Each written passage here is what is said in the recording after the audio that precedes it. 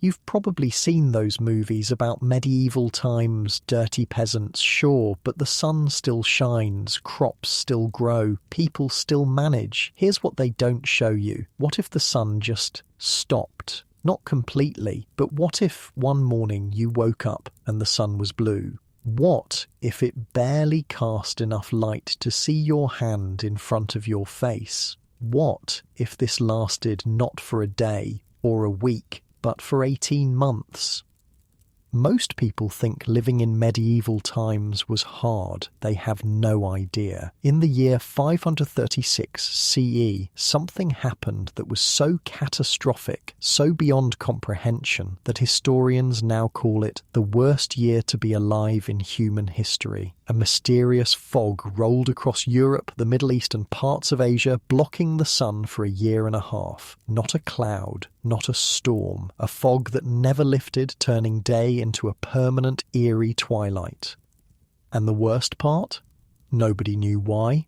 Nobody knew when it would end. And absolutely nobody was prepared for what came next. So yeah, if these stories help you sleep, like or subscribe would be cool. Also, drop where you're listening from and the time. I check the comments, and it's crazy seeing people from like Australia and Norway on the same video.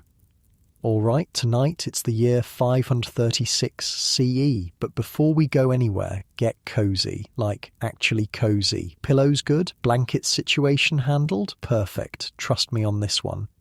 So, congratulations. You just woke up in the Byzantine Empire, March of the year 536. You're lying on a straw mattress, not like your memory foam back home. This thing is basically a sack stuffed with whatever plants your family could gather last autumn. It crinkles when you move, pokes you in weird places, and it's definitely home to a few insects that you've learned to ignore.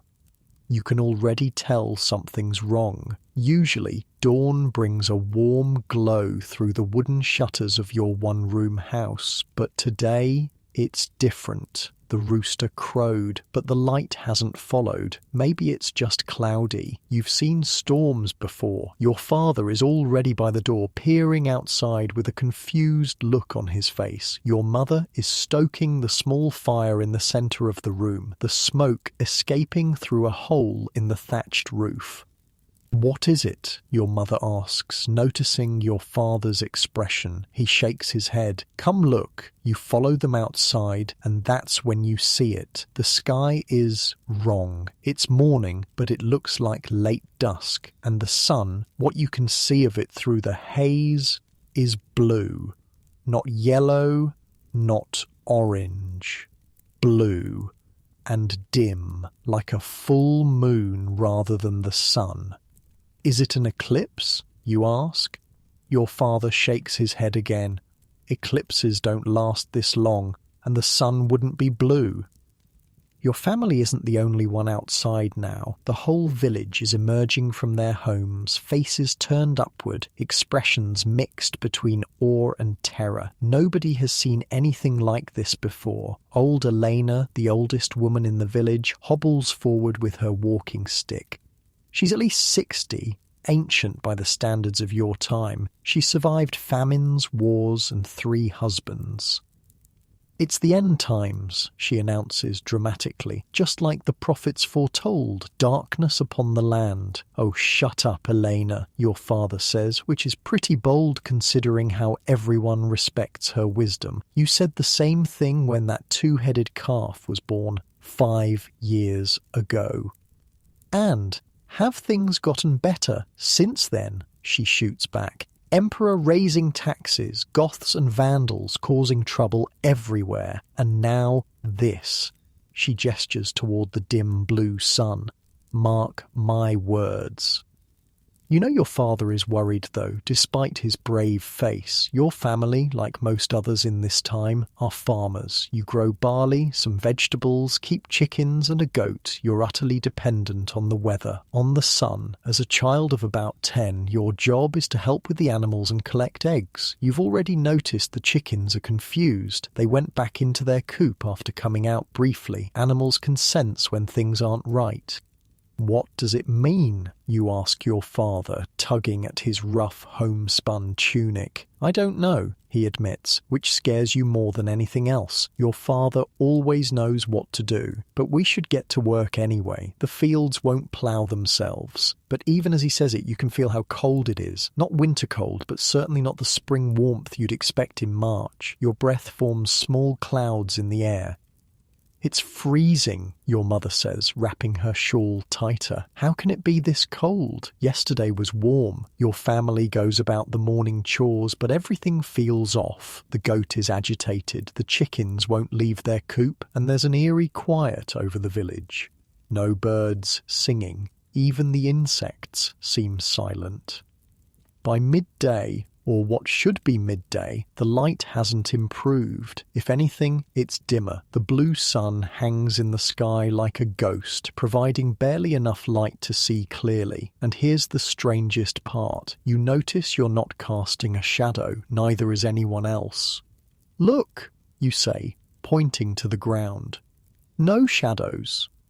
Your father stops his work and stares at the ground. It's true, the sun is so weak that it casts no shadows at all. In your entire life, you've never seen such a thing. Word comes from a traveller passing through that it's the same in Constantinople, the great city about 2 days' journey from your village. The Emperor Justinian himself ordered lanterns lit throughout the palace, even during the day. Some say it's a punishment from God for the emperor's wars. Others whisper it's the work of Persian mages casting spells against the Byzantine Empire. That night, your family gathers close around the fire. It's colder than it should be, and you pile on extra blankets. Your mother has been quieter than usual all day, and now she speaks what's on everyone's mind. What if the sun doesn't come back? What happens to the crops? Your father doesn't answer right away. Finally, he says, "The sun will come back. It has to." But you can hear the doubt in his voice.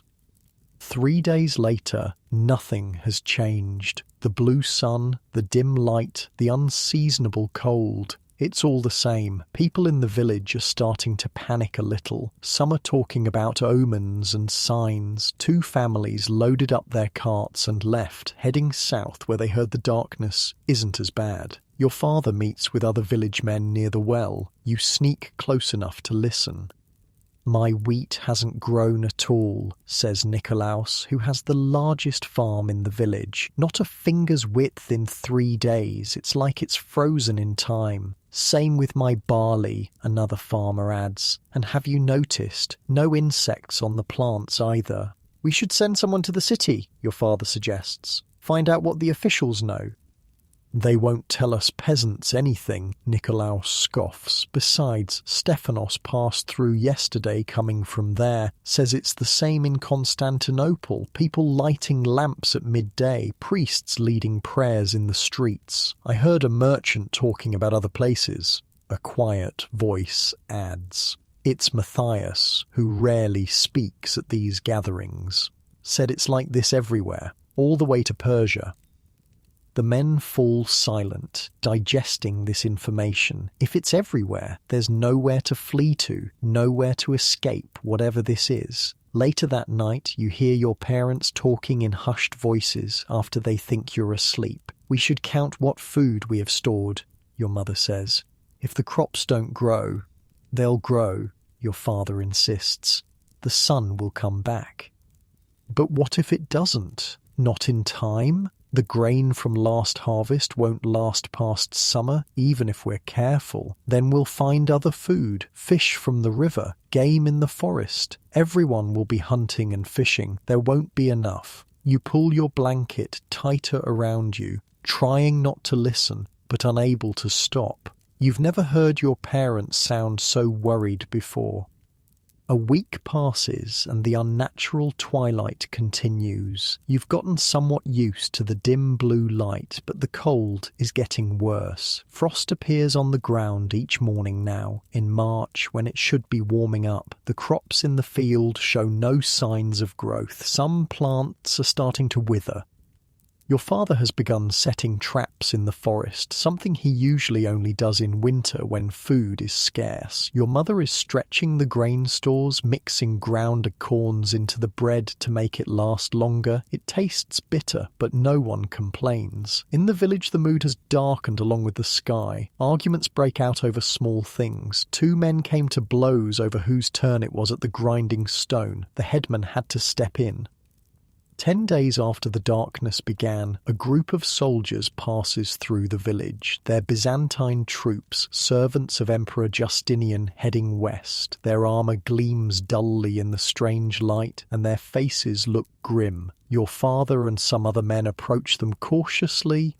Relations between peasants and soldiers are always tense. They're known to take taxes in the form of food and supplies. "What news from the capital?" your father asks the leader, a gruff man with a scar running down his cheek. "Same as here," the soldier replies, glancing up at the dim blue sun. "Emperor's got the scholars trying to figure it out. Some say it's ash from a great fire mountain in the north. Others say it's the breath of a dragon." He shrugs. "All I know is we're still expected to fight the Goths in Italy, darkness or no." "And the crops?" someone asks. "In Constantinople?" "Nothing's growing," the soldier says bluntly. "Food prices are already 10 times normal. Emperor's ordered grain ships from Egypt, but..." He doesn't finish the thought. Everyone knows what happens in cities when food runs out. After the soldiers leave, taking some of the village's precious food with them as imperial tax, the headman calls everyone together. "We need to be smart," he tells the gathered villagers. "If the crops don't grow, we'll need to rely on what we have stored. From now on, we ration everything, and we send parties to the forest daily for anything edible. Mushrooms, berries, game, anything." "What about the city?" someone calls out. "Should we go there?" The headman shakes his head. "Cities will be the first to starve. Better to be here where we at least have land and forest." As people disperse, you notice how they're careful not to make eye contact with neighbours. Everyone is already thinking about their own family's supplies, mentally calculating how long they can last. That night, you awaken to the sound of a commotion outside. Your father grabs his pitchfork and goes to the door. Your mother holds you back.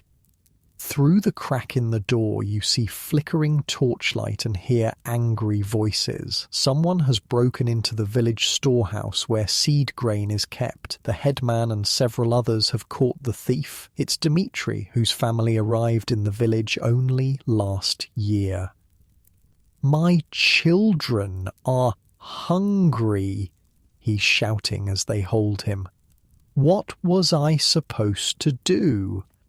"We're all going to be hungry," the headman says grimly, "but if we eat the seed grain now, we'll have nothing to plant when the sun returns." "If it returns," Dmitri spits, "my family can't wait for if. The punishment for stealing seed grain is severe. In normal times, Dmitri might be banished or worse, but these aren't normal times. 3 days in the stocks," the headman pronounces, "and your family's rations cut for a week."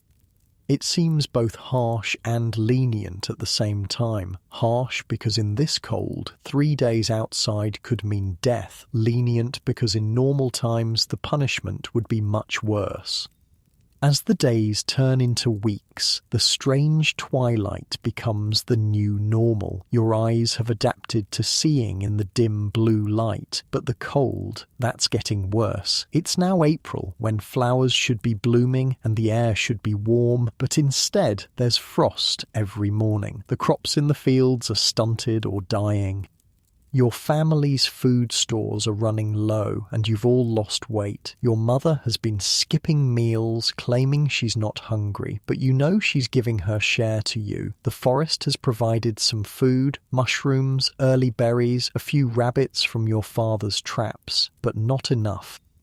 News trickles in from travellers. It's the same everywhere. From Hispania to Persia, the sun is dimmed. Crops are failing. The Byzantine Empire, already stretched thin by Emperor Justinian's wars to reconquer the Western territories, is struggling to feed its people. One morning, about a month after the darkness began, you wake to find your father already gone. Your mother says he's joined a group of men from the village on a hunting expedition deeper into the forest than they usually go. They'll be gone for several days. While he's away, you take on more responsibilities. You check the small vegetable garden daily, willing the plants to grow in the cold twilight. You collect the few eggs the confused chickens still lay. You help your mother search the forest edge for anything edible. On the third day after your father left, you're collecting firewood near the edge of the forest when you hear a sound. Looking up, you see a deer, a young doe, watching you cautiously from between the trees. In normal times, this would be extraordinary luck. Deer usually stay deep in the forest, away from humans. But these aren't normal times. The deer looks thin, its ribs visible even from where you stand. The cold and lack of plant growth is affecting all creatures. You freeze, barely daring to breathe. You have no weapon, nothing to capture this potential feast. The deer stares at you for a long moment, then silently turns and disappears into the forest. When you tell your mother later, she sighs. The animals are struggling too. Everything is. That night, lying on your straw mattress, you stare up at the thatched roof of your home and wonder what will happen next. Will the sun ever return to normal? Will the crops grow again? Or is this the new world, cold, dim, and hungry? Your father returns the next day with the hunting party. They look exhausted and disheartened. Between the 5 of them, they've managed to catch only 1 boar and a few squirrels, hardly worth the 4 days they spent hunting. The forest is empty, your father tells your mother when they think you can't hear. The animals are either hiding or dead, and we weren't the only ones hunting. We saw people from other villages, even some who looked like they'd come from the city. What are we going to do? Your mother asks, fear evident in her voice.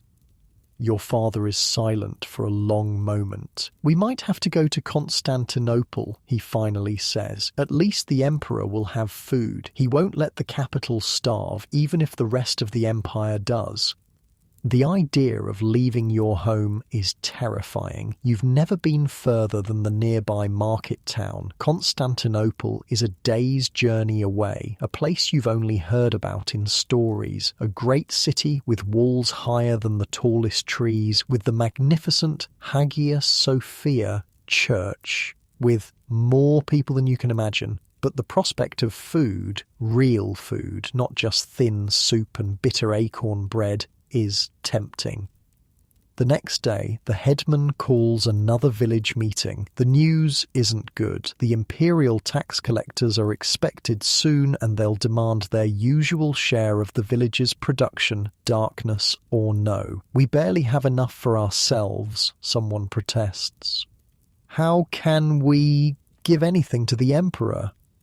We have no choice, the headman says wearily. If we refuse, they'll take it by force and punish us besides. Then what do we do? Your father asks. Wait here to starve? The headman has no answer. No one does. 2 days later, as the unnatural twilight continues into its 6th week, your family makes a decision. Like many others in the village, you'll go to Constantinople. The city will be dangerous, especially now, but staying means certain starvation when winter comes. You pack what little you can carry, some clothing, your mother's prized bronze cooking pot, a small sack of precious grain, a knife. Your father trades your goat to Nikolaos for a small cart that you'll pull yourselves since you have no horse or ox. The morning of your departure, you take a last look at the home you've known all your life. The dimness hasn't improved. If anything, the haze seems thicker, the blue sun fainter. The fields that should be green with growing crops are brown and withered. As your family sets off down the road toward Constantinople, joining a stream of other desperate people, all heading for the city, you wonder what will happen next in this darkened world. You've never known real hunger before, or real fear, but looking at the faces around you, gaunt, determined, frightened, you realise this is just the beginning. The darkness that fell in March of 536 CE would last for 18 months, and what came after would be even worse. The road to Constantinople is packed with people, not just from your village, but from every farm and settlement for miles around. Everyone has the same hollow-cheeked look, the same desperate hope that the great city might offer salvation from the endless twilight that swallowed the world. Your family's small cart creaks as you help your father pull it over the rutted road. Inside are your few possessions and your mother, who twisted her ankle on the first day of travel. The going is slow. "Look at them all," your father mutters, nodding toward the stream of humanity trudging toward the city. "The emperor's going to have his hands full, if he even lets us in," says a man walking nearby, overhearing. "I heard they're turning people away at the gates." Your father frowns. "They can't turn everyone away." The man just shrugs. "City's got to feed who it's got already." The thought sends a chill through you that has nothing to do with the unseasonable cold. What if you make this journey only to be turned away? As night falls, though it's hard to tell the difference between day and night anymore, your family joins others making camp by the roadside. Small fires flicker in the gloom, casting more light than the hidden sun did all day. The mood is subdued. No one has much food to share, and those who do guard it jealously. Your mother winces as she examines her swollen ankle by firelight. "It's not getting better," your father says quietly. "I can walk tomorrow," she insists, though you can see the pain in her eyes. An old woman from another village hobbles over to your fire. "Got yourself a bad twist there," she says, gesturing to your mother's ankle. Without waiting for an invitation, she sits down next to her. "I'm fine," your mother says stiffly. "Course you are," the old woman says with a snort. "And I'm the Empress Theodora." She reaches into a pouch at her waist and pulls out some leaves. "Willow bark, chew it. Tastes like horse piss, but it'll help with the pain." Your mother hesitates, then takes the offering with a nod of thanks. "Been on the road 3 days," the old woman continues, settling herself more comfortably. "Left when my son's family did. They've gone on ahead. Younger legs move faster." She looks around at the makeshift camp, the dozens of small fires dotting the darkness. "Never seen anything like this, not in 70 years of living." "The darkness, you mean?" your father asks. "All of it. The cold, the dying crops." She shakes her head. "Lived through 2 famines in my time. This feels worse. At least then we knew what was happening. This," she gestures toward the dim sky, "this ain't natural." In the morning, if you can call it morning when the sky merely shifts from black to a deep blue twilight, your family continues toward Constantinople. Your mother insists on walking despite her ankle, though she leans heavily on a stick. The old woman from last night, who introduced herself as Agatha, joins your small group. "Safety in numbers," she says, though you suspect she's just lonely. By midday, the great walls of Constantinople come into view. Even in the dim light, they're an awesome sight. Massive stone barriers stretching across the horizon, taller than anything you've ever seen. Above them rise domes and spires, the tops of palaces and churches. But something's wrong. The road leading to the main gate is completely jammed with people, hundreds of them, maybe thousands, and the gate itself is closed with armoured soldiers standing guard before it. That doesn't look good, your father says, stating the obvious. As you get closer, you can hear shouting. The crowd is angry, demanding to be let in. The soldiers keep them back with spears and shields. Citizens of the Empire only, one soldier bellows through a metal helmet. By order of Emperor Justinian, show proof you're registered for the Annona or turn back. The Annona is the system of grain distribution for citizens of the capital. Your family, as rural farmers, has no such registration. What do we do now? Your mother asks, her face pale with pain and fear. Your father surveys the scene, thinking, we need another way in, he says finally. A smaller gate, maybe, or someone who can vouch for us. The harbour of Theodosius, Agatha pipes up. Everyone turns to look at her. My son works the docks there. If we can find him, he might help. It's a slim chance, but better than nothing. Your father nods, and your small group breaks away from the main road, circling west around the city walls toward the harbour. The detour adds hours to your journey. By the time you reach the harbour, the dim daylight is fading toward true night.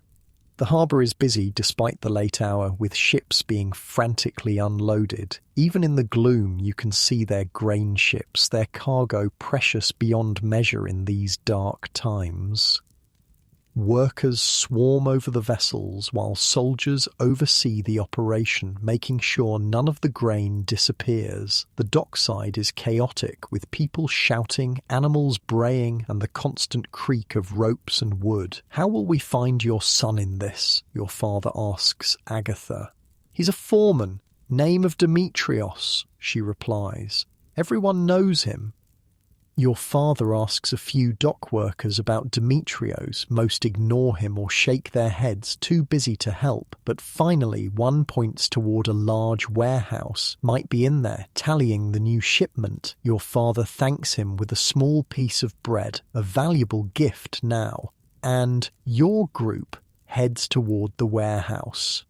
Inside, it's surprisingly warm from the bodies of dozens of workers hauling sacks of grain. Oil lamps hang from posts, creating pools of yellow light in the gloom. Demetrios, your father calls. We're looking for Demetrios. A burly man with a short beard looks up from a table where he's making marks on a wax tablet. Who's asking? We brought your mother, your father says, gesturing to Agatha. The man's face changes instantly. Mother? He hurries over, embracing the old woman. What are you doing here? I told you to stay in the village. Village is dying, Agatha says simply. Everyone's leaving. Demetrios looks past her at your family, his expression wary. And these people? Helped me on the road. Good folks. He sighs, running a hand through his hair. Mother, the city is overflowing already. There's barely enough food even with the Emperor's Egyptian shipments. They've closed the gates to anyone without citizen rights. Please, your mother says, stepping forward. We have nowhere else to go. Our crops have failed. Everything's dying in this darkness. Demetrios looks at her, then at you, a child with hungry eyes, and his resolve visibly weakens. I can get you inside the walls, he says finally. Finding you a place to stay and food to eat, that'll be harder. We'll work, your father says quickly. Whatever jobs need doing. I'm strong and I know farming. Demetrios laughs, but there's no humour in it. Farming? In the city? With the sun gone? He shakes his head, but there's always work on the docks. Hard work, mind you, for little pay. Anything, your father says. We just need a chance. That night, your family sleeps in a corner of the warehouse on sacks of grain, the most comfortable bed you've had in weeks, despite the hard lumps. Demetrios brings you a small portion of fish stew, more flavour than you've tasted since the darkness began. Don't tell anyone I gave you this, he warns. Food riots started last week. People are desperate. In the morning, Demetrios leads your family through a small service gate in the walls. He's vouched for you as workers for the harbour, which gets you past the guards, though they look at you suspiciously. And then you're inside Constantinople, the greatest city in the world. Even cloaked in twilight, it takes your breath away. Buildings taller than trees line streets paved with actual stone. People of every description hurry past, not just farmers and labourers like in your village, but men in rich robes, women with painted faces, soldiers in gleaming armour, priests in flowing garments, and the noise after the quiet of your village, the constant din of voices, animals and commerce is overwhelming. But beneath the spectacle, you can see signs of the same fear that drove your family here. The faces of the city dwellers are drawn with hunger. Markets that should be bustling have half-empty stalls. Soldiers patrol everywhere, hands on their weapons. Outside a large building, hundreds of people line up for what you guess is a distribution of food. The emperor ordered the city granaries opened, Demetrios explains, following your gaze. Each citizen gets a ration. Not enough, but something. You're not citizens, so he leaves the implication hanging. We'll find a way, your father says, with more confidence than he probably feels. Demetrios leads you to the harbour district, a maze of narrow streets and crowded tenements near the water. The smell of fish and salt hangs in the air, mingling with less pleasant odours. He stops at a dilapidated building wedged between two warehouses. My friend Sophia runs this boarding house, he says. She might have space in the cellar. It's not much, but it's shelter. The cellar turns out to be little more than a stone room with a dirt floor, already occupied by two other families, but it's dry and safer than the roads outside the city. Your mother nearly weeps with relief when she can finally rest her injured ankle. "How much?" your father asks, already reaching for the small pouch where he keeps your family's few coins. "First week is covered," Demetrios says. "As a favour to my mother. After that, we'll see if I can find you work." Over the next few days, you settle into a new routine. Your father works on the docks from dawn until dusk, loading and unloading ships for a few copper coins and sometimes a portion of fish or damaged grain that would otherwise be thrown away. Your mother, once her ankle heals enough to walk, finds work washing clothes for a wealthy family near the Forum of Constantine. You're left to your own devices much of the time, a freedom both exciting and terrifying. The city is a dangerous place for a child alone, but also full of wonders. You quickly learn which market stalls might give a hungry child a crust of bread out of pity, which streets to avoid because of gangs, and how to make yourself useful enough that adults won't chase you away. One day, about 2 weeks after arriving in the city, you're helping an old baker stack his empty baskets when you notice a commotion near the forum. A crowd has gathered, listening to a man in elaborate robes speaking from the steps of a building. Curious, you edge closer. "A test from God," the man is saying, his voice carrying over the crowd. "The darkness has come because we have strayed from the true path Emperor Justinian builds his grand churches while allowing heresy to flourish." Some in the crowd murmur agreement. Others look uncomfortable. "The sun hides its face because of our sins," the man continues. "Repent, give what you have to the church, and pray for salvation before it's too late." "That's Cosmos," says a voice beside you. You turn to see a boy about your age, skinny with dirt-smudged cheeks. He's been preaching doom since the darkness started. "Is he right?" you ask. "Is it because of sins?" The boy shrugs. "My dad says it's because of a fire mountain far away. He was a sailor before the ships stopped coming. Says he saw one once, spitting fire and smoke into the sky." A fire mountain sounds just as implausible as divine punishment, but you don't say so. "I'm Theo," the boy offers. "I'm from the country," you reply. Just got here. Theo nods, like this explains everything. Lots of country people coming in. City folks don't like it. Say there's not enough food already.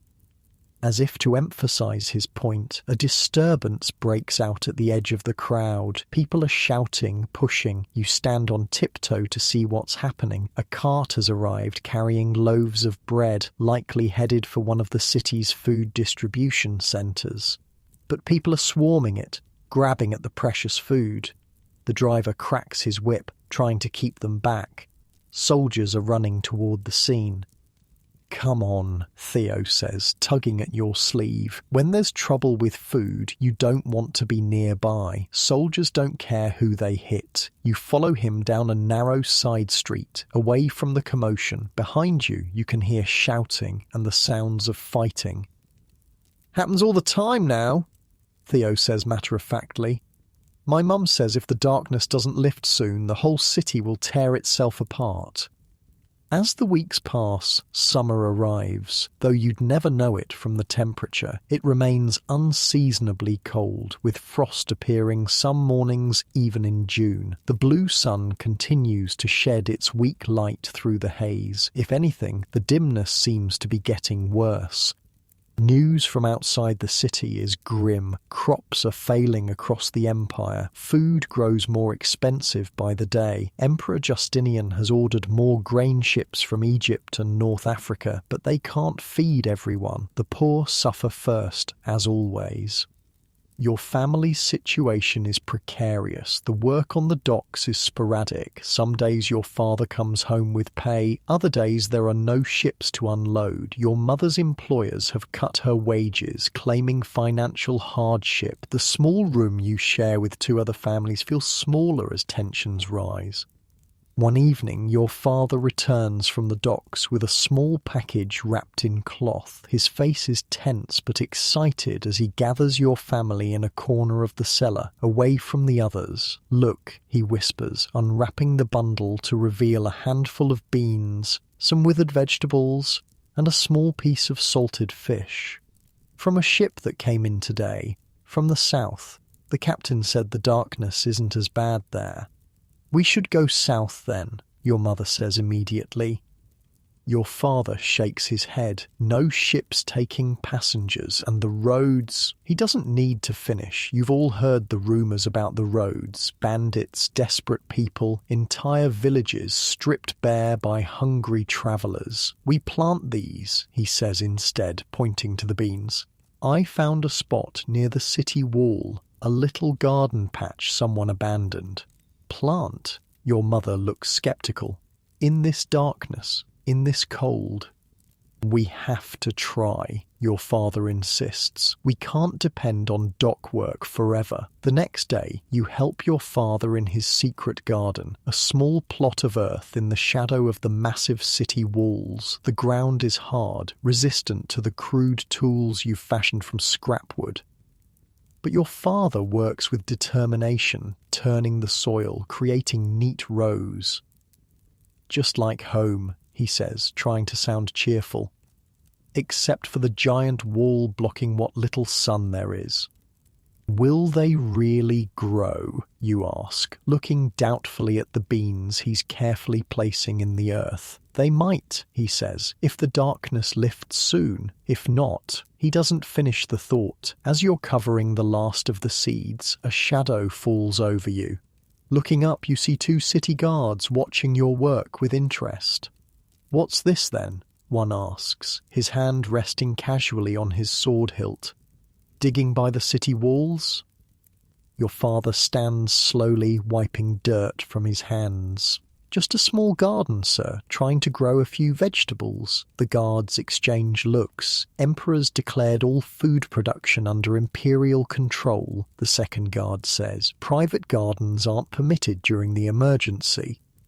"We're just trying to feed ourselves," your father protests. "We won't take from anyone else." Rules are rules, the first guard says. Then he lowers his voice. Look, I don't like it either, but people are watching. If we let you garden here, everyone will want their own plot. And then what? Fighting over every scrap of dirt in the city? Please, your father says, my family is hungry. The guards look uncomfortable. Finally, the second one sighs. We didn't see anything today, but don't come back here. Find somewhere less obvious. Inside the buildings, maybe. Some folks are growing things on rooftops. Your father nods gratefully, and you quickly gather your makeshift tools. As you walk back toward your cellar home, your father is quiet, thinking. We'll find another spot, he eventually says. Somewhere hidden. But you both know the truth. There are few secrets in a crowded city full of hungry people. And as the unnatural winter stretches into what should be summer with no sign of the sun returning, the chances of growing anything at all seem slimmer by the day. That night, as your family huddles together for warmth in the cellar, you hear people in the street outside shouting about a new proclamation from the emperor. The darkness the imperial heralds announce is caused by a great ash cloud from a volcano in the distant north. The scholars predict it will lift eventually, though none can say when. At least we know what it is now, your mother whispers in the darkness.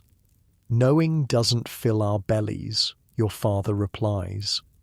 In the morning you wake to find a dusting of ash on the ground outside, grey flakes drifting down from the murky sky. People walk with cloths over their mouths, eyes squinting against the irritation. The air tastes bitter. See, the emperor was right, Theo says when you meet him later. He's become your friend and guide to city life. Fire Mountain, just like my dad said. When will it end, you ask? Theo shrugs. When the mountain stops spitting fire, I guess, or when the wind changes. Neither seems likely to happen soon. As June turns to July with no improvement in the darkness, the situation in Constantinople grows more desperate. Food riots become common. The emperor increases the soldiers patrolling the streets, but even they look hungry and on edge. Your father has found work helping to build new granaries. The emperor is preparing for a long crisis. The pay is better than the docks, but the work is harder. He comes home each night exhausted, his hands raw. Your mother has taken to standing in the citizens' food line despite not having the proper tokens, hoping the distributors will take pity or be too busy to check. Sometimes it works, often it doesn't. In your cellar home, one of the other families has left, or perhaps died. No one seems to know for sure. Their space is quickly taken by newcomers, a young couple with a baby that cries constantly from hunger. We need to try growing food again, your father says one night, his voice low. Not outside this time. Theo told me about people growing mushrooms in cellars like this. They don't need sunlight. Mushrooms? Your mother sounds skeptical. Can we eat those? If they're the right kind. Better than starving. The next day, your father trades his good knife, one of the last valuable things you own, for a sack of mushroom spores and instructions on how to grow them. He sets up a small bed of damp straw in the darkest corner of the cellar, carefully mixing in the spores. Now we wait, he says. If we're lucky, we'll have food in a few weeks. If you can survive that long, you think but don't say. The mushroom experiment gives your family something to hope for, a project to focus on beyond the daily struggle for food. Each day, your father carefully tends the growing medium, keeping it moist but not too wet.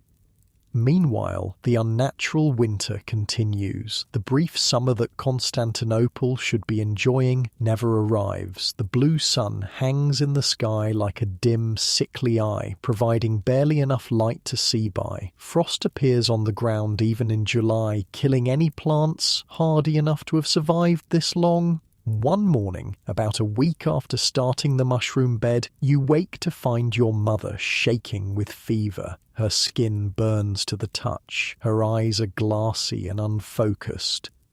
Get water, your father tells you, his face tight with fear, and find Agatha. She knows about herbs. You run through the streets, searching for the old woman who travelled with you to the city. You finally find her in a small courtyard near the docks, sorting through piles of dried plants with several other old women.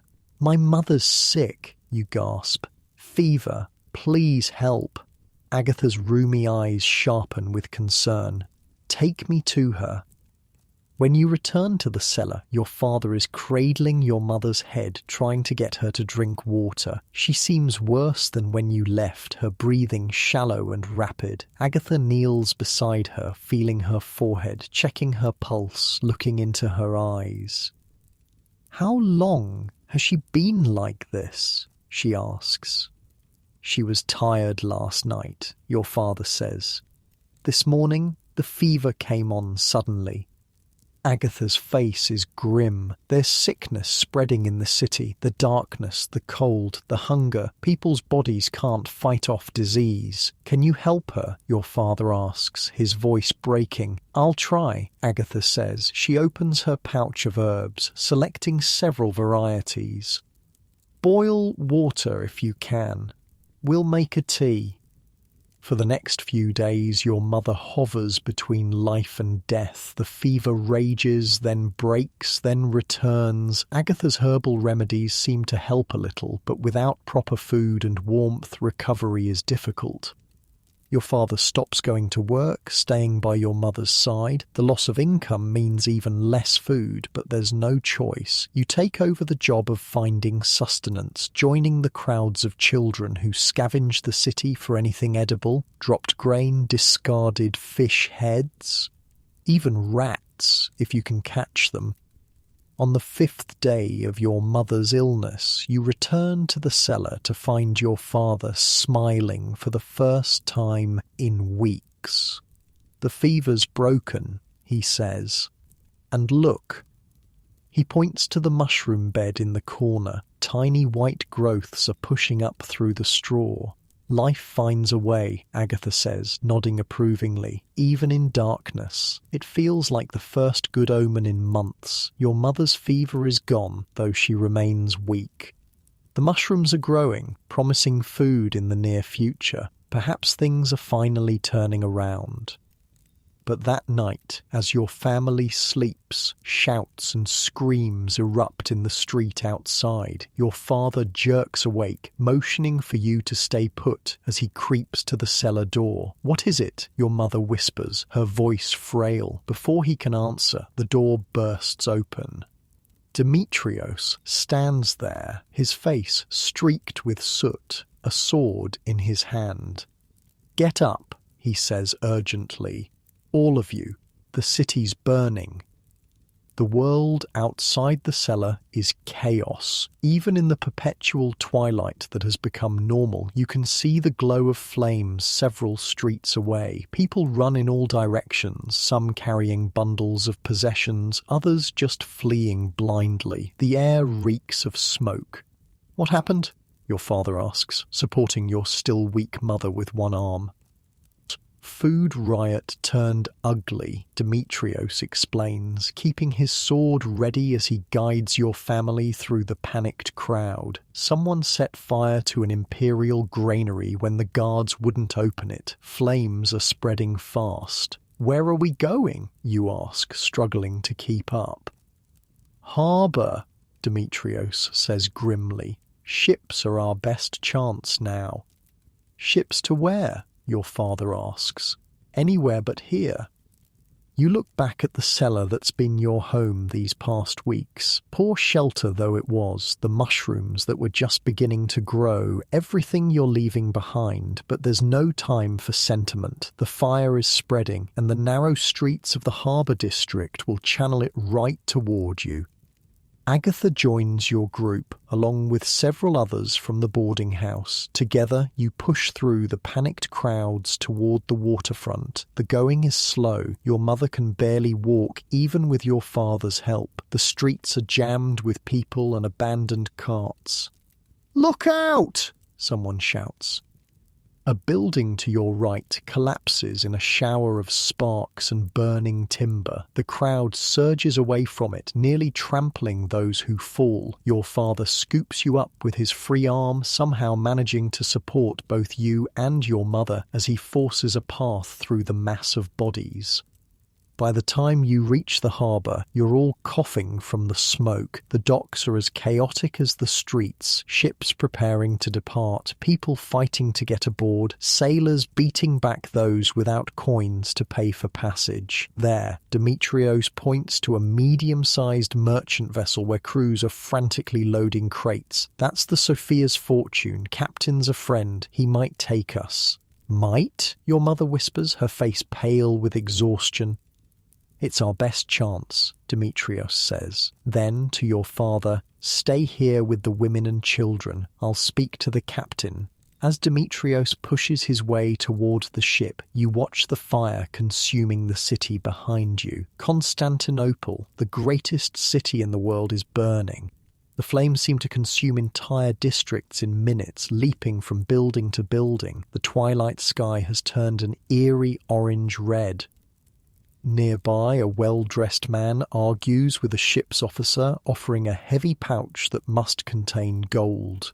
"Name your price," he's saying. "I'll double it." The officer shakes his head. "No room, sir. We're at capacity." "My children," the man pleads, gesturing to two small girls clinging to his legs. "Take them at least." The scene repeats all along the docks. Desperate people, limited space, impossible choices. Demetrios returns, his expression grim but determined. "Captain will take us, but we have to board now. They're leaving with the tide." "All of us?" your father asks, looking at your group, your family, Agatha, and the others from the boarding house. "He said his friend," a voice cuts in. It's Sophia, the boarding house owner, a large woman with arms like a blacksmith. "That means Demetrios, not the rest of us." Demetrios looks uncomfortable. "He has limited space. I told him you're all with me, but he wants payment," Sophia finishes for him. "How much?"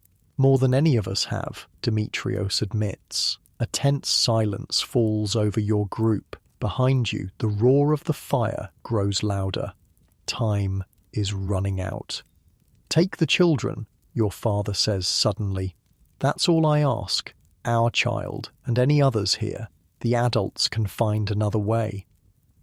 "No," your mother protests, clutching you tighter despite her weakness. "We stay together." But the idea has caught on. Other parents in your group are nodding, pushing their children forward. "Please," your father says to Demetrios, "whatever coin we have, whatever valuables, it's all yours if you can get the children on that ship." Demetrios looks torn, glancing from the desperate parents to the waiting ship. Finally, he nods. "I'll try," he says. "Gather whatever you can offer, quickly." The next few minutes are a blur. Parents frantically searching their bundles for anything of value. Children crying, not wanting to be separated. Your own parents arguing in hushed, urgent tones. "I won't leave you," you insist when your father kneels before you.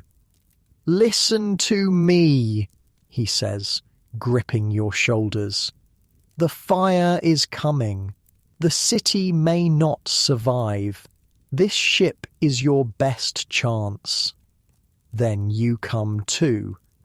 "There's not enough room, not enough money." His voice breaks. "Your mother and I will find another way out. Another ship. We'll find you again, I promise." Before you can protest further, Demetrios returns. "Captain says he'll take 6 children, no more. We need to decide now."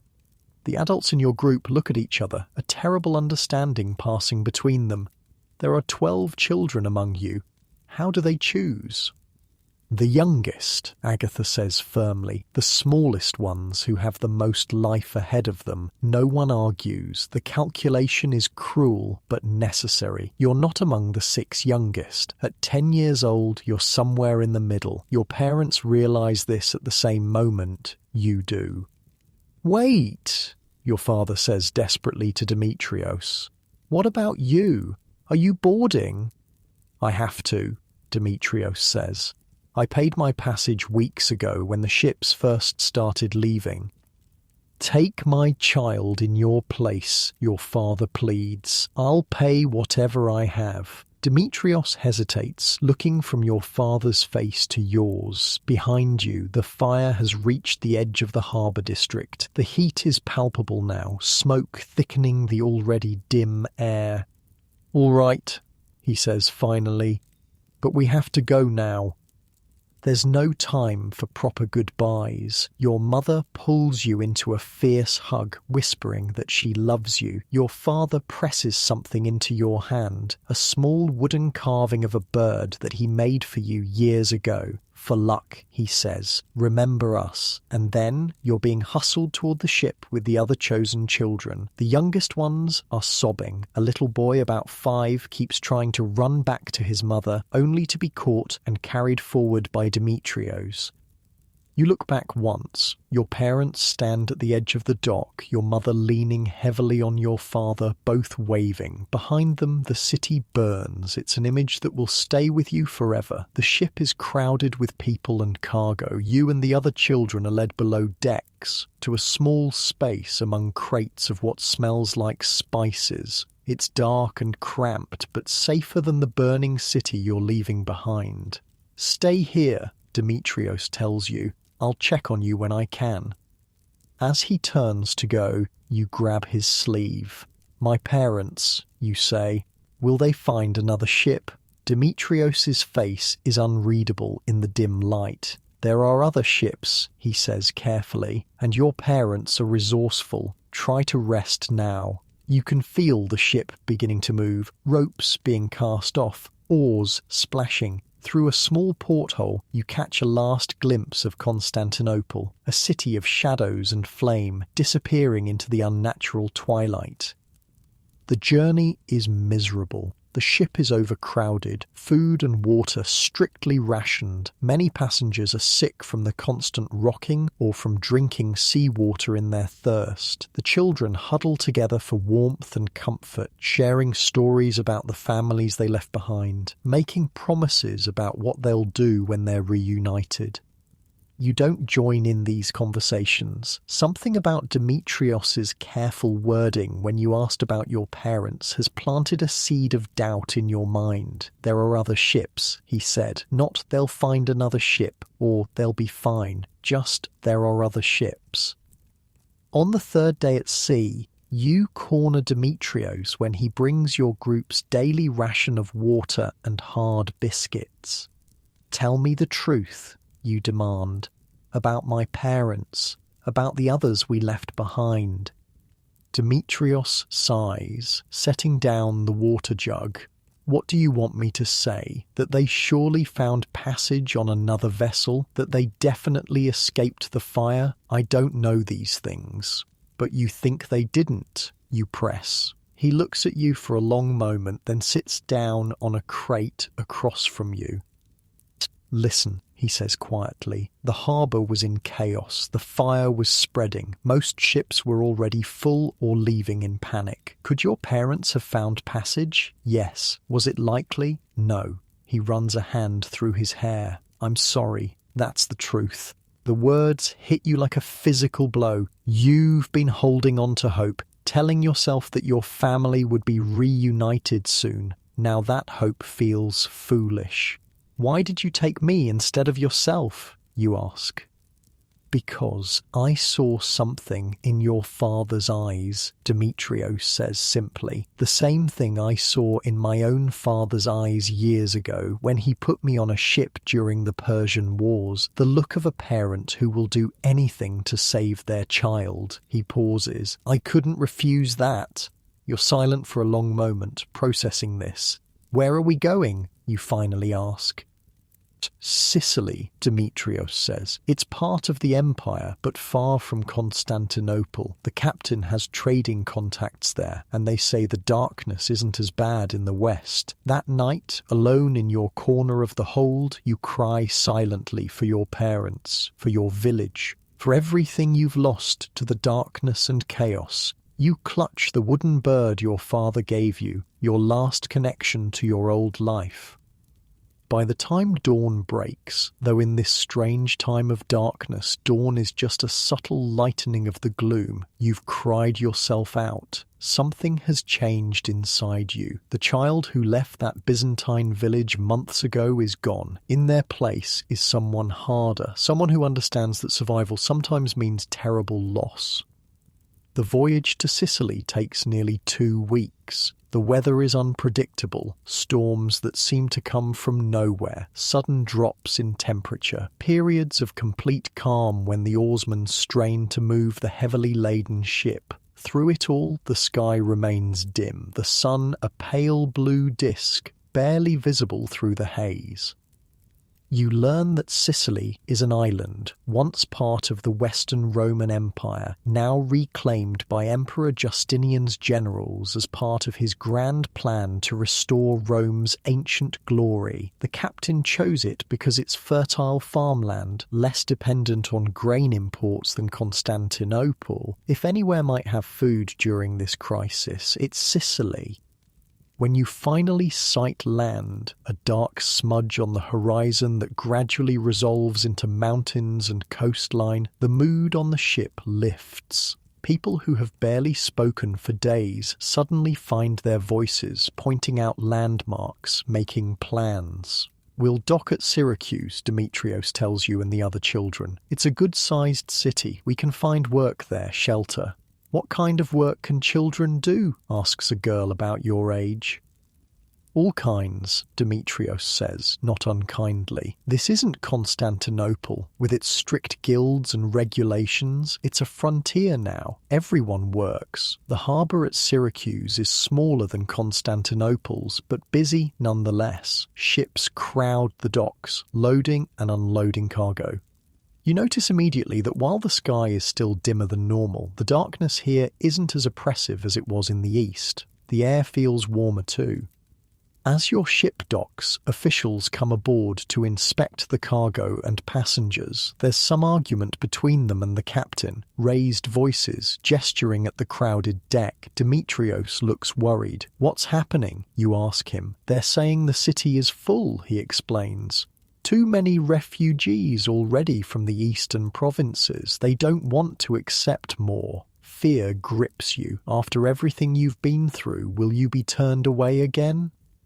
But Demetrios is resourceful. He speaks to the officials, gesturing toward the children. You can't hear what he's saying, but his expression is earnest, persuasive. Finally, one of the officials nods reluctantly. We can stay, Demetrios announces when he returns. But only temporarily.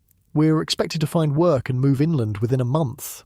What about the others? Someone asks, nodding toward the adult passengers. Some can stay, some can't. Demetrios's tone makes it clear he doesn't want to elaborate. As you disembark, you see the unfortunate ones, those denied entry, being herded back onto the ship or onto other vessels. Their protests fall on deaf ears. Syracuse, like Constantinople, is overwhelmed with hungry people.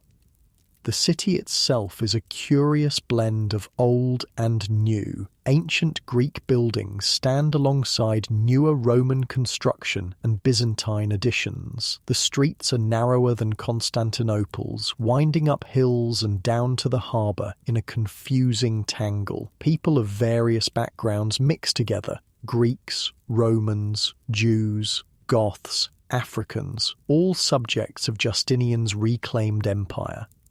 Demetrios leads your group to a church near the harbour, where a harried-looking priest reluctantly agrees to provide temporary shelter in an outbuilding. It's basic accommodation, just a roof, walls and floor, but after the ship, it feels luxurious. Rest today, Demetrios tells everyone. Tomorrow we start looking for work, for permanent places to stay.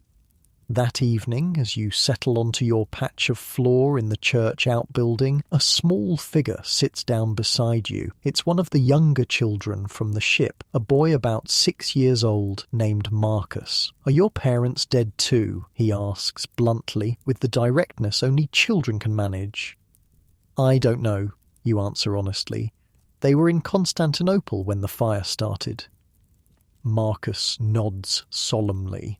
"My mother died last winter. My father put me on the ship before the fire reached us. He said he'd find another way out." He looks down at his hands. Demetrios says he probably didn't. You don't know what to say to comfort him, so you simply sit in silence together, two children adrift in a world turned upside down by darkness.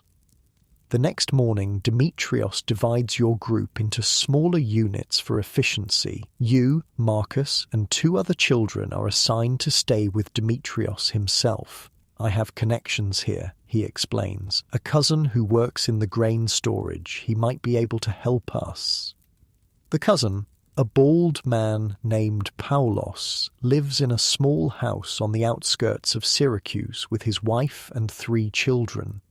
When Demetrios shows up with 4 more children in tow, Paulos is less than pleased.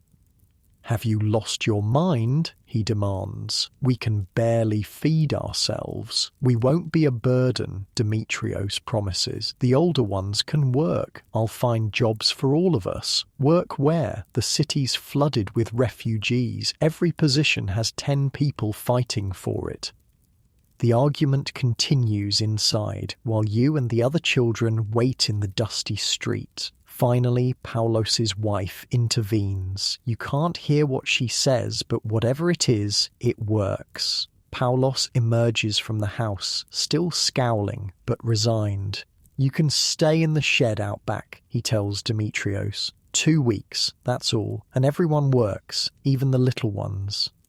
True to his word, Paulos finds work for all of you. You and the oldest girl, Lucia, are assigned to help at the grain warehouse where Paulos works, sweeping floors and running errands. Marcus and the other young boy, Titus, stay with Paulos's wife, helping tend the garden and chickens.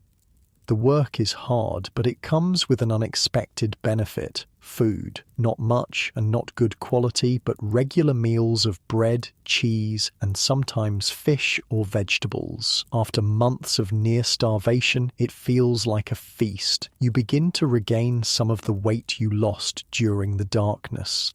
And there is hope here that wasn't present in Constantinople. Though the sky remains dim, the sun a pale shadow of its former self, crops are growing in Sicily, stunted and delayed, yes, but growing. Fishing continues. Life adapts. One evening, about a week after your arrival, you're sweeping the warehouse floor when you overhear Paulos talking with another worker. "From Africa says it's even better there," Paulos is saying. "Sun almost normal, crops only a little behind." "How can that be?" the other man asks. "The darkness is everywhere." "Not equally. Worst in the east and north, better in the south and west. Something to do with wind patterns, they say. You think about this as you work. If the darkness is less severe in Africa, might it be possible that Constantinople will recover too? That your parents, if they survived the fire, might find their way to better conditions?" That night, you ask Demetrios about it. Is it true the darkness is lifting in some places? He considers the question. Not lifting exactly, more like it was never as bad in some regions. Africa, parts of Hispania, even southern Italy, they've had more light all along. The ash cloud is thicker in the east. So Constantinople might improve too. Demetrios sighs. Maybe, eventually. But there's the fire to consider and the famine that was already underway. He puts a hand on your shoulder. I understand you want to hope. Just be prepared for any outcome.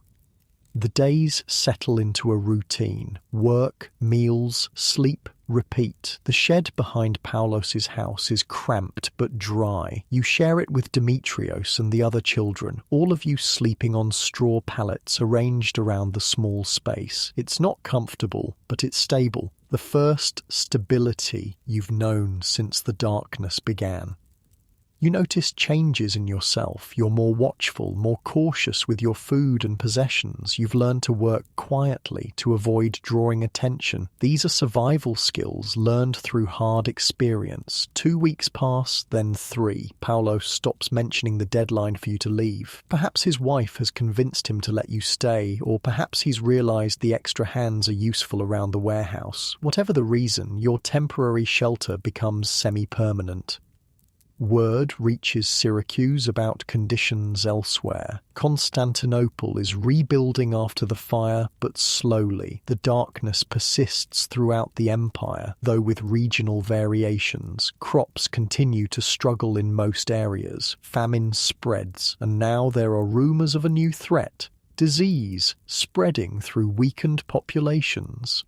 Plague, you overhear Paulos telling Demetrios one evening, started in Egypt, they say, moving north, people dying by the thousands.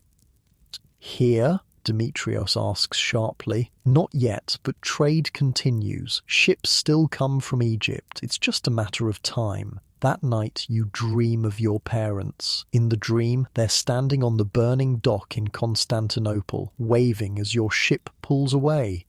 But as you watch, the flames don't consume them. Instead, they find another vessel. They escape. They're searching for you, even now.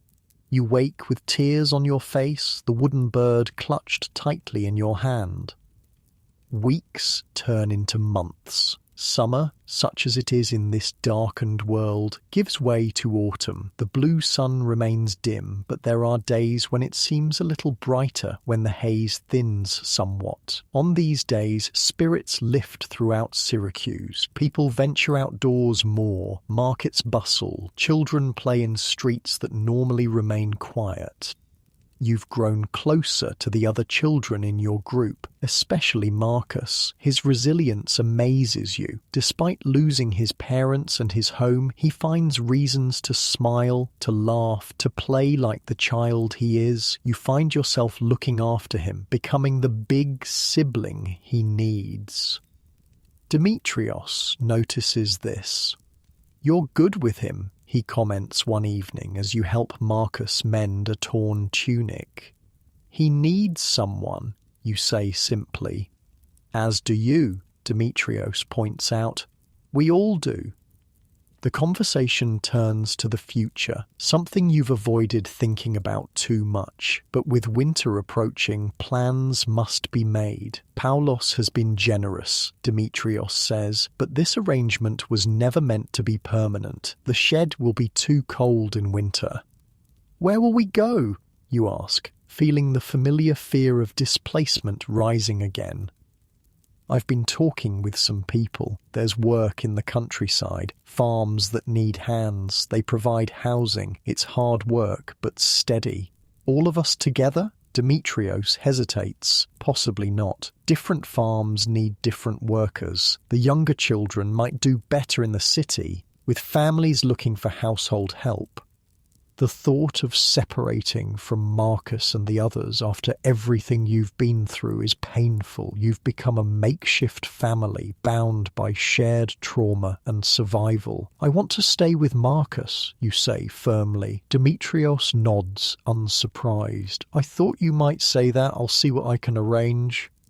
True to his word, Demetrios finds a placement that will accept both you and Marcus, a medium-sized farm about a day's journey inland. The owner, a widow named Helena, needs workers to replace those who fled when the darkness began. She can't pay much, Demetrios explains, but there's housing and food, and she's willing to take both of you. Leaving Syracuse is harder than you expected. Despite being there only a few months, it had become familiar, safe. Lucia and Titus will remain in the city, taken in by families needing household help. Your little group is breaking apart. The morning of departure, you gather your few possessions. Some clothes provided by Paulos's wife, your wooden bird, a small knife Demetrios gave you for protection. Marcus does the same, his bundle even smaller than yours.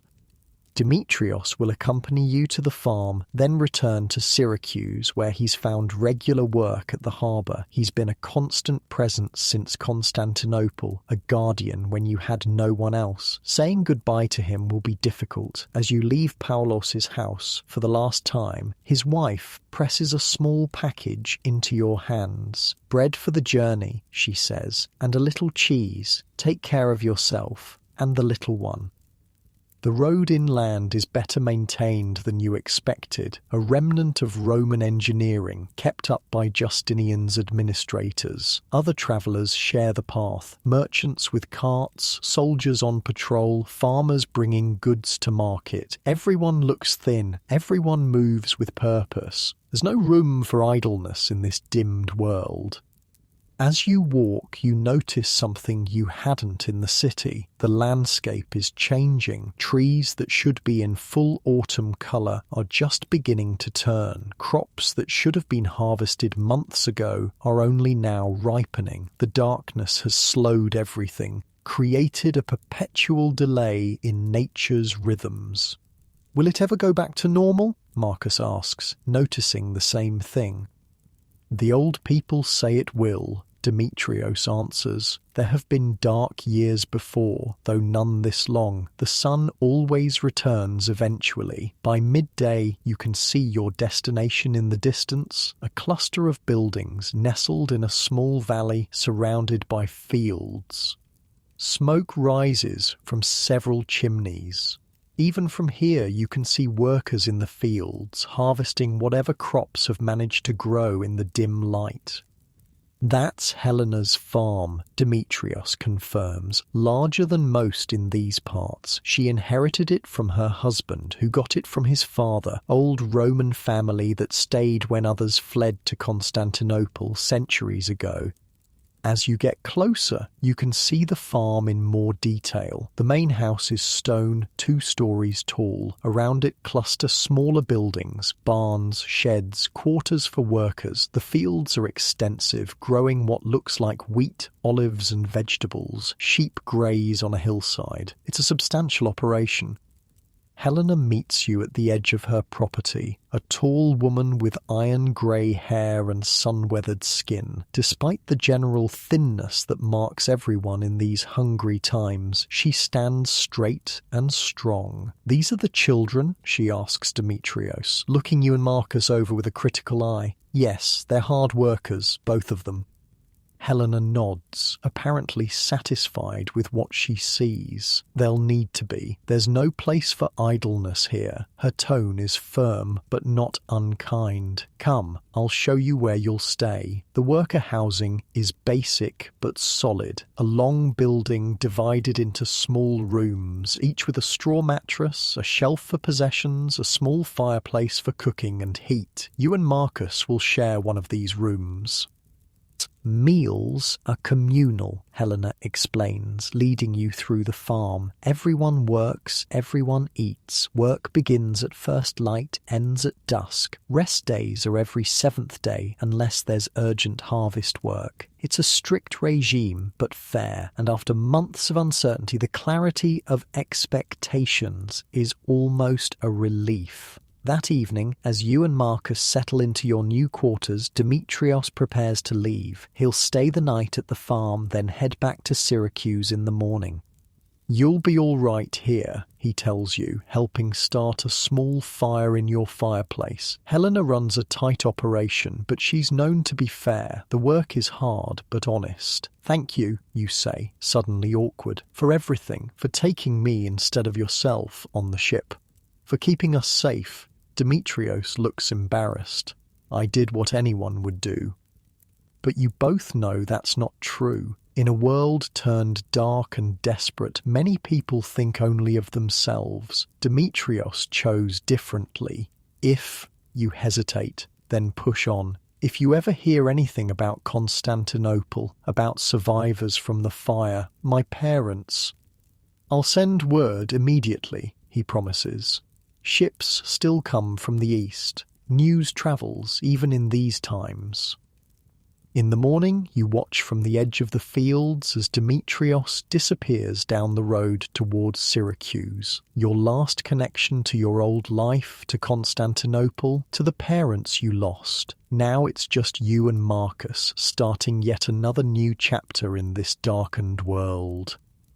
As you turn back toward the farm, toward the work waiting for you, you feel the weight of the wooden bird in your pocket. You touch it briefly, a talisman of hope and memory, then square your shoulders and move forward. The darkness may continue, but so do you. While you adjust to farm life in Sicily, far across the sea in Constantinople, Emperor Justinian paces the marble floors of his palace. Oil lamps burn day and night, their golden light a poor substitute for the sun that's been hidden for months now. The emperor's purple robes, woven with gold thread, seem dull in the artificial light.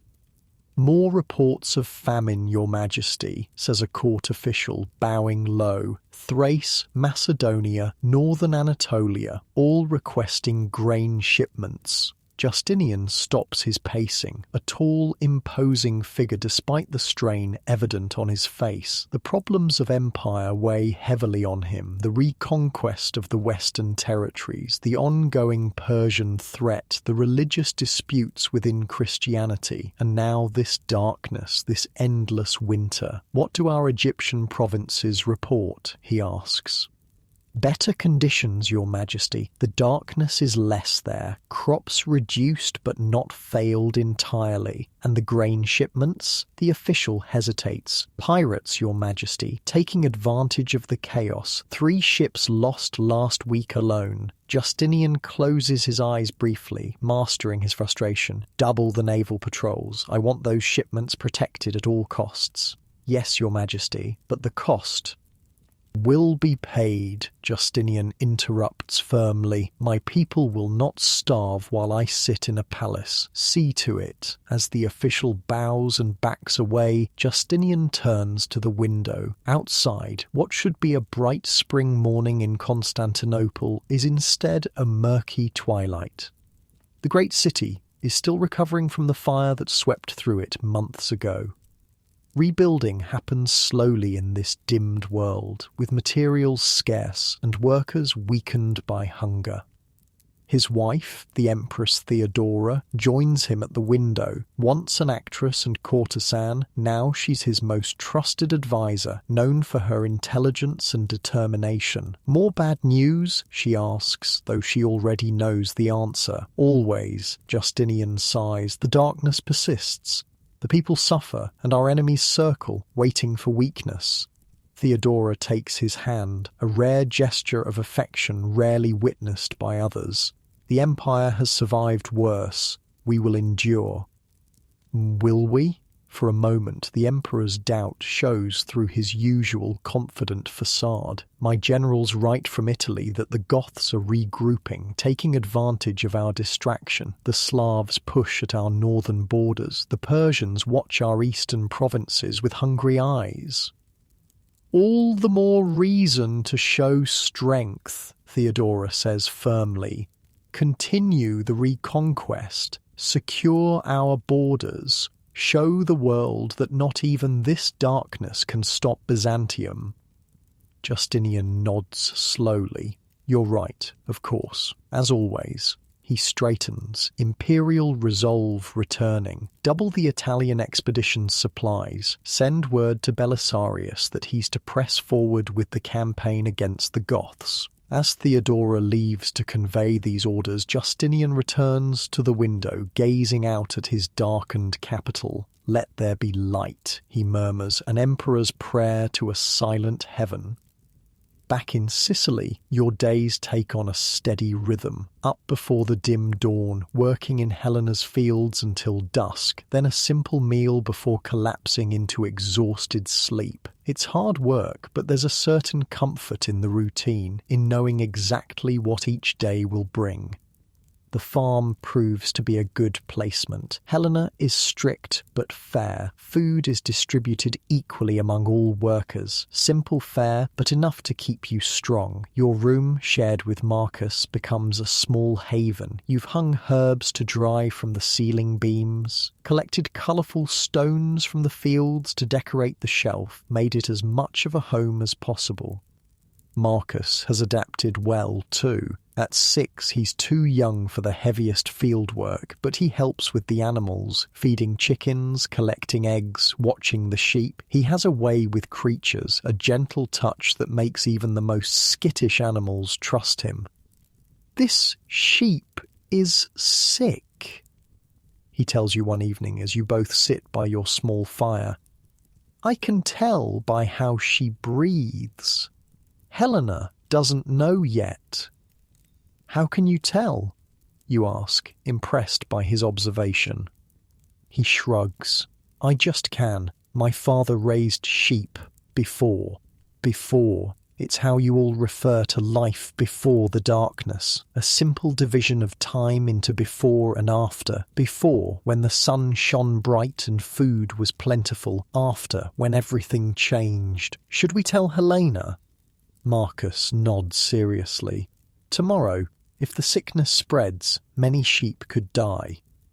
His concern proves justified. The next day, when you tell Helena about the sheep, she has the animal separated from the flock immediately. The farm's oldest worker, a wizened man named Thomas, examines it and confirms an infection. "Good eye, boy," he tells Marcus. "Caught it early enough to save her and the rest of the flock." Helena is impressed too. "You have your father's knowledge of animals," she tells Marcus. From that day on, she gives him more responsibility with the livestock, a role he takes to with pride. Winter settles over Sicily, a milder season than what you knew in your Byzantine village, but still cold, especially with the sun's warmth diminished by the persistent haze. Work continues, shifting from the fields to indoor tasks, repairing tools, processing olives, spinning wool, preparing for the spring planting that you all hope will be under a brighter sun. News trickles in from travellers, merchants, and official announcements. The darkness continues across the empire, though with the regional variations you've noticed, worse in the north and east, somewhat better in the south and west. Famine has settled in where crops failed entirely. Disease follows hunger, as it always does.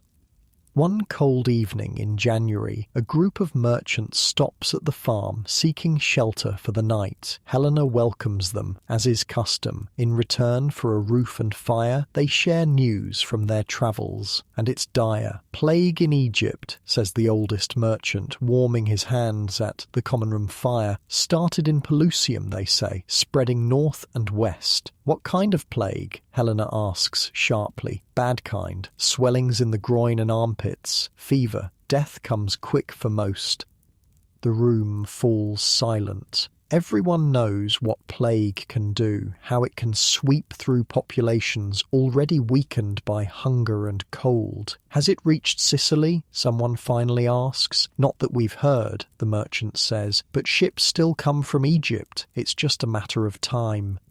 That night, you have trouble sleeping. You've already survived so much. The initial darkness, the flight from your village, the fire in Constantinople, the dangerous sea journey. Now plague threatens. Will the challenges never end? Marcus, sensing your restlessness, speaks from his bed across the small room. "Are you scared?" he asks. "A little," you admit. There's no point lying to him. He's young, but he's seen enough to recognize fear. Well, me too, he says simply. Then, after a pause, but we're together, that helps. His words, so simple and true, comfort you more than he could know. You are together. You've become family to each other, bound by shared survival. Whatever comes next, you'll face it together. As winter deepens, Helena takes stock of the farm's supplies, carefully calculating how long they'll last if spring planting is delayed by the continuing darkness. You're included in these discussions, having proven yourself responsible and quick-thinking over the months. We're better off than most, Helena concludes, reviewing the figures. The southern exposure of our fields meant we got at least some harvest, and the sheep provide wool and milk when crops fail. What about the nearby villages, you ask, thinking of the hungry people you've seen on the roads? Helena's expression turns grim. Not as fortunate. The imperial officials requisition what little they produce for the army. Justinian's wars continue, darkness or no. This surprises you. The emperor is still fighting. Even now. Especially now, Helena says. He sees it as more important than ever to reunite the old Roman lands, to strengthen the empire against this crisis. You think about this, trying to imagine the emperor's perspective. Is he right to continue his campaigns, or should he focus all resources on helping his people survive the darkness? It's not a simple question. Later, working in the olive grove, you discuss it with Thomas, the old farmhand who has become something of a mentor to you. The emperor has his reasons, Thomas says, his gnarled hands skilled at pruning despite his age. He sees beyond this darkness to the empire that will emerge when the sun returns. If it returns, you say, voicing the doubt that everyone feels but few speak aloud. Thomas pauses, looking up at the dim blue disk barely visible through the haze. It will. I've lived long enough to know that nothing lasts forever. Not empires, not darkness, not even life itself. He returns to his pruning. The sun will shine bright again. Whether we're here to see it, that's another matter. His words stay with you, both ominous and oddly comforting. The sun will return. The question is surviving until it does. February brings a surprise, a letter delivered by an imperial courier who stops at the farm while travelling between Syracuse and other outposts. It's for you from Demetrios in Syracuse. Your hands shake slightly as you unroll the parchment. News from the outside world is rare enough. News addressed specifically to you is unprecedented. The letter is brief but momentous. A ship arrived from Constantinople. Among the passengers, a man and woman who might be your parents. They describe a child matching you. They're searching villages around Syracuse. If possible, come to the city. If not, send word and I'll bring them to you. Demetrios. You read it twice. 3 times. Hardly daring to believe. Could your parents have survived the fire after all? Found passage on another ship, made their way to Sicily in search of you? What is it? Marcus asks, seeing your expression. My parents, you whisper. They might be alive, in Syracuse. Helena reads the letter when you show it to her, her face thoughtful. Syracuse is 2 days' journey. The roads aren't safe for children alone. I have to go, you insist. They're my parents. Yes, you do, she agrees, surprising you. And you won't go alone. Thomas will accompany you. Relief washes over you. Thank you. You've earned it, Helena says simply. You're a good worker and you've become part of this farm. Family looks after family. The words touch you deeply. After so much loss, so much displacement, you've found belonging here. What about me? Marcus asks in a small voice. Will you come back? You kneel to his level, looking him in the eye. Of course I will. I promise. You're my family too now. The journey to Syracuse takes exactly 2 days, as Helena predicted. You and Thomas set out at dawn, following the main road. He carries a staff for walking and protection, and Helena has provided food and a small amount of coin for emergencies.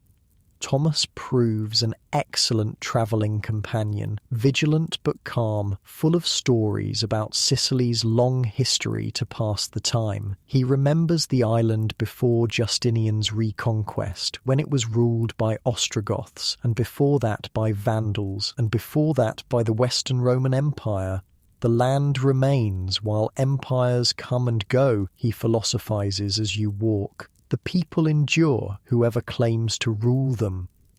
Syracuse looks different as you approach it this time, not as a desperate refugee, but as someone with purpose, with hope. The city walls still rise impressively against the dim sky, but now they represent possibility rather than barrier. Demetrios meets you at the same church where you first stayed upon arriving in Sicily. He's thinner than you remember, but his eyes light up when he sees you. "You came," he says, embracing you briefly. "Good, they're staying nearby. I told them it might be you, but didn't want to raise false hopes." "Are you sure it's them?" you ask, heart pounding. "They're from your village. They described a child your age, with your name, separated during the Constantinople fire. It has to be them." Thomas waits at the church while Demetrios leads you through the streets to a small inn near the harbour. Your legs feel weak, your mouth dry with nervousness. What if they're not your parents? What if they are, but they've changed, hardened by their experiences as you have? The inn is humble but clean, catering to sailors and merchants of modest means. Demetrios speaks briefly to the innkeeper, who points upstairs. As you climb the narrow steps, your hand clutches the wooden bird in your pocket, your father's last gift. The room is small, with a single window overlooking the harbour. A man and woman sit on the edge of the bed, rising quickly as the door opens. For a moment, you just stare at each other across the room. They're thinner, greyer, their faces lined with hardship, but the eyes, your father's deep brown, your mother's lighter hazel, are unmistakable. "It's you," your mother whispers, her voice breaking. "It's really you." And then you're in their arms, all three of you crying and laughing at once, holding each other as if you might disappear again at any moment. "We thought we'd lost you forever," your father says, his voice thick with emotion. "How did you survive the fire?" you ask, still hardly believing they're real. They tell their story in turns, the words tumbling out. After you left on the ship, they tried to find passage on another vessel, but the harbour was in chaos, ships leaving in panic or refusing more passengers. "We headed for the city gates instead," your father explains, "fighting our way through streets already burning." They made it out of Constantinople with a group of other refugees, travelling west on foot, taking whatever work they could find along the way. They survived bandit attacks, hunger, exposure to the elements. What kept them going was the hope, however slim, of finding you. "We heard rumours of a ship that made it to Sicily," your mother says. "A ship with children aboard. We had to try." Their journey took months, delayed by your mother's health, by the difficulty of travel in the darkened world. They only reached Syracuse a week ago, asking everyone they met about refugee children from Constantinople. "And then this man found us," your father says, nodding toward Demetrios. "Said he might know where you were." You turn to Demetrios, gratitude beyond words filling you. "Thank you," you manage to say, "for everything." He just shrugs, looking embarrassed. Anyone would have done the same. But again, you all know that's not true. In a world of darkness and desperation, his consistent kindness shines like a beacon. That night you stay at the inn with your parents, catching up on the months you've been separated. You tell them about the farm, about Helena, about Marcus, who's become like a brother to you. They tell you more about their journey, the people who helped them, the obstacles they overcame. What happens now? You ask eventually. Will we stay in Syracuse? Your parents exchange a look. We thought to take you back east, your father says. There's word that conditions are improving in some parts of Anatolia. The idea of another journey, of leaving the stability you found at Helena's farm, fills you with unexpected dread, and there's Marcus to consider. You promised him you'd return. I need to think about it, you say carefully, and I need to go back to the farm at least to say goodbye properly and to get Marcus. Marcus, your mother asks. A younger boy. We've been together since Constantinople. He has no one else? Your parents exchange another look, a silent communication built on years of marriage. Of course we'll go back to the farm with you, your father says, and meet this Marcus. Any child who's important to you is important to us. Relief washes over you. They understand. They're still your parents, still the loving, reasonable people you remember from before. The next morning, you, your parents, and Thomas prepare for the journey back to Helena's farm. Demetrios sees you off at the city gate. Will you come visit? You ask him. When I can, he promises. And if you ever need anything, I know, you say, smiling. We'll find you. The journey back to the farm takes longer than the trip to Syracuse. Your mother still isn't fully recovered from her ordeal and needs frequent rest, but no one minds the slower pace. After so long apart, just being together is enough. You tell your parents more about farm life as you walk, about the fields and animals, about Helena's firm but fair management. They listen attentively, asking questions, showing interest in this chapter of your life they weren't part of. It sounds like you've done well there, your mother observes. Found a place for yourself. I have, you agree. It's not like our village, but it's become home in a way. And this Marcus, your father says, tell us more about him. You describe the younger boy. His gentleness with animals, his quiet resilience, the way you've looked after each other. He's lost everyone, you explain. His father put him on the ship during the fire, like you did with me, but his father didn't make it out. Poor child, your mother murmurs. I promised I'd come back for him, you say, watching their faces carefully. Your father nods thoughtfully. A promise that should be kept. When you arrive at the farm, Helena welcomes your parents warmly, insisting they stay as guests while they recover their strength. Marcus is overjoyed to see you return, though he becomes shy around your parents at first. Are you leaving with them? He asks when you're alone, the fear evident in his voice. Not without you, you assure him. I promised, remember.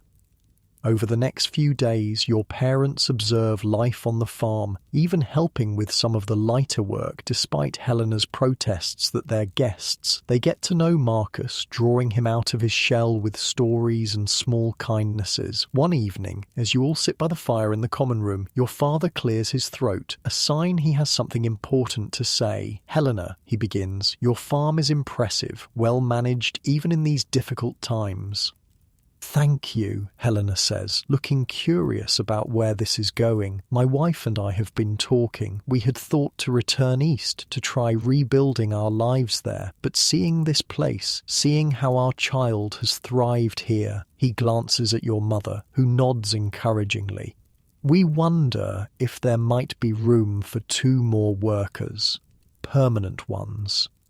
Helena doesn't look entirely surprised. I could use experienced farmers, she admits, especially with spring planting coming, darkness or no. And Marcus, your mother adds, he would stay with us, of course, as family. Marcus's head snaps up, his eyes wide with hope and disbelief. Really? Really? Your father confirms. If that's what you want.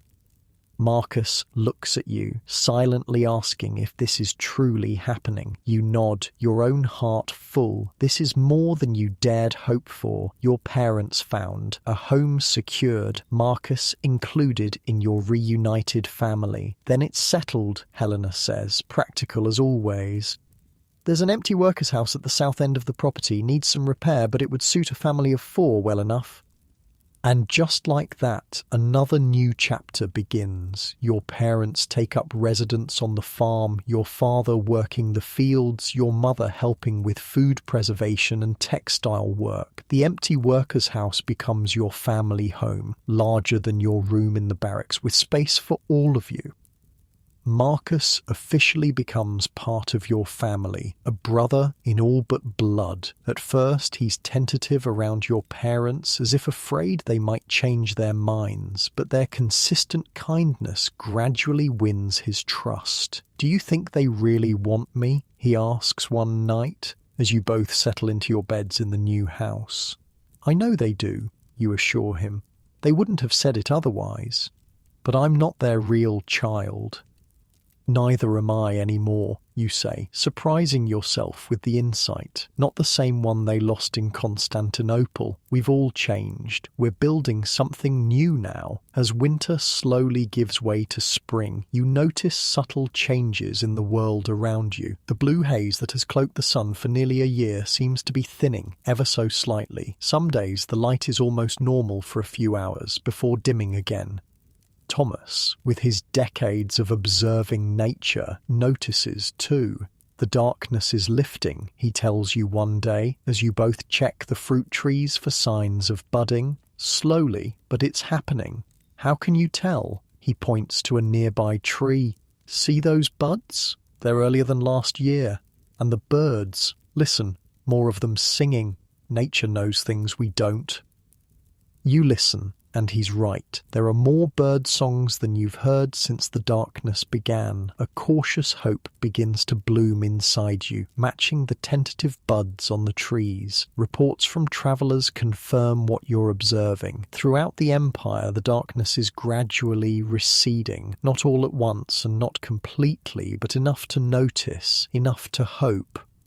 One clear morning in early April, about a year after the darkness first descended, you rise before dawn as usual, but as you step outside to begin your chores, you notice something different. The eastern horizon has a distinct glow, not the diffuse lightning of the past year, but a genuine herald of sunrise. You stand transfixed as the glow brightens, spreads, and then, almost shocking after so long, the edge of the sun appears, golden rather than blue, distinct rather than hazy. It climbs slowly into the sky, still partially veiled by lingering haze, but undeniably stronger than it's been in a year. Others emerge from their houses, drawn by the unusual light. Helena, Thomas, your parents, Marcus, all the farm workers, everyone stands silently watching this ordinary miracle of sunrise that had been denied for so long. "It's coming back," Marcus whispers, slipping his hand into yours. "Yes," you agree. "It's coming back."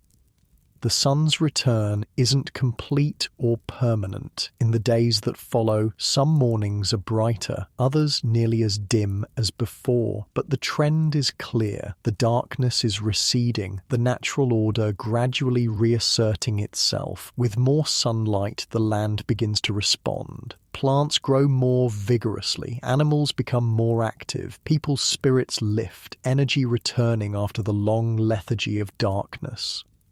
But along with this hope comes troubling news. The plague that began in Egypt has indeed spread, reaching Sicily's eastern ports. Syracuse has reported cases, with quarantine measures being hastily implemented. Helena institutes strict rules. No one is to travel to the city unless absolutely necessary. Any supplies needed will be obtained from smaller, local markets. Anyone feeling ill is to report it immediately.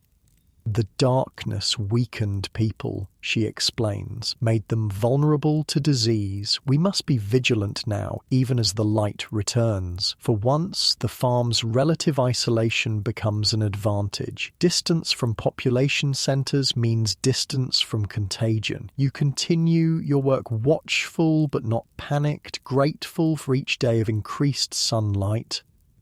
Your family settles into a rhythm, adapting to life on the Sicilian farm. Your parents speak often of your Byzantine village, keeping memories alive, but they don't talk of returning. Too much has changed. This is home now. Marcus blossoms under the care of your parents, especially your father, who teaches him more about animal husbandry.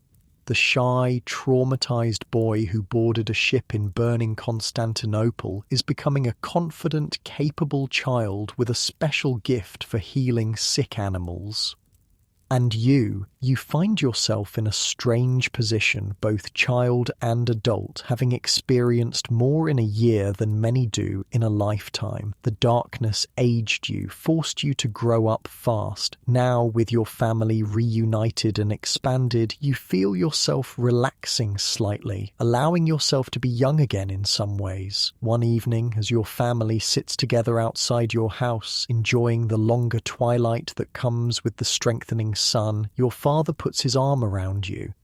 "I'm proud of you," he says simply, "for surviving, for helping Marcus, for becoming who you are now." The words fill a space inside you that you didn't realize was empty. For so long, you focused on physical survival, food, shelter, safety. This recognition of who you've become, the inner person forged by crisis, touches something deeper. "I had help," you say, thinking of Demetrios, Helena, Thomas, all those who guided you through the darkness.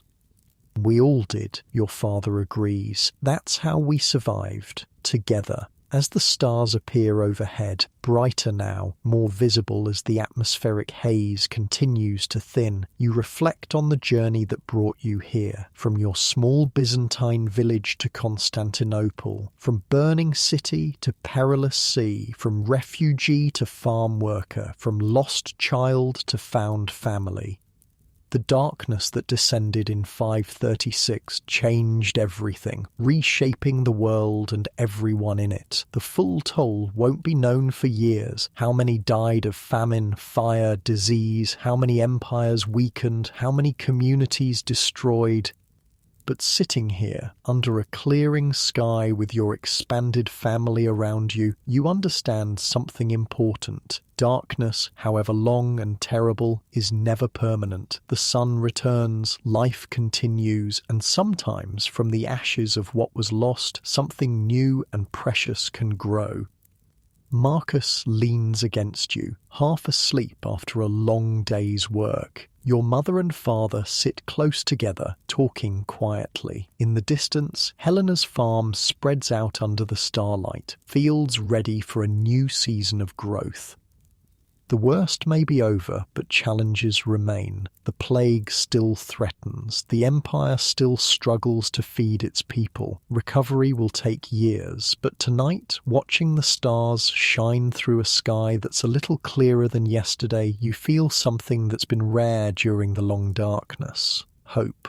While the sun slowly returns to Sicily, the impact of the long darkness varies dramatically across the world. The volcanic winter that began in 536 affects different regions in different ways, creating a patchwork of suffering and adaptation.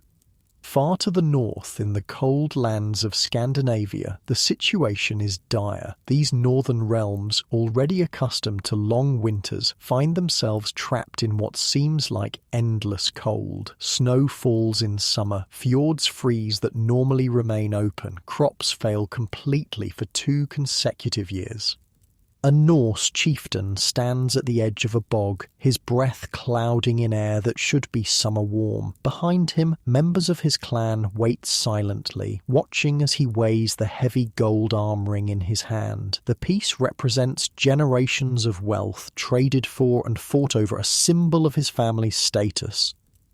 Without ceremony, he hurls it into the dark waters of the bog. The gold gleams briefly in the dim light, then disappears with a soft splash. Other treasures have preceded it: brooches, weapons, even a small chest of Roman coins. Offerings to the gods, desperate attempts to end the darkness that has brought famine to his people. "Will it be enough?" asks his son, standing at his shoulder.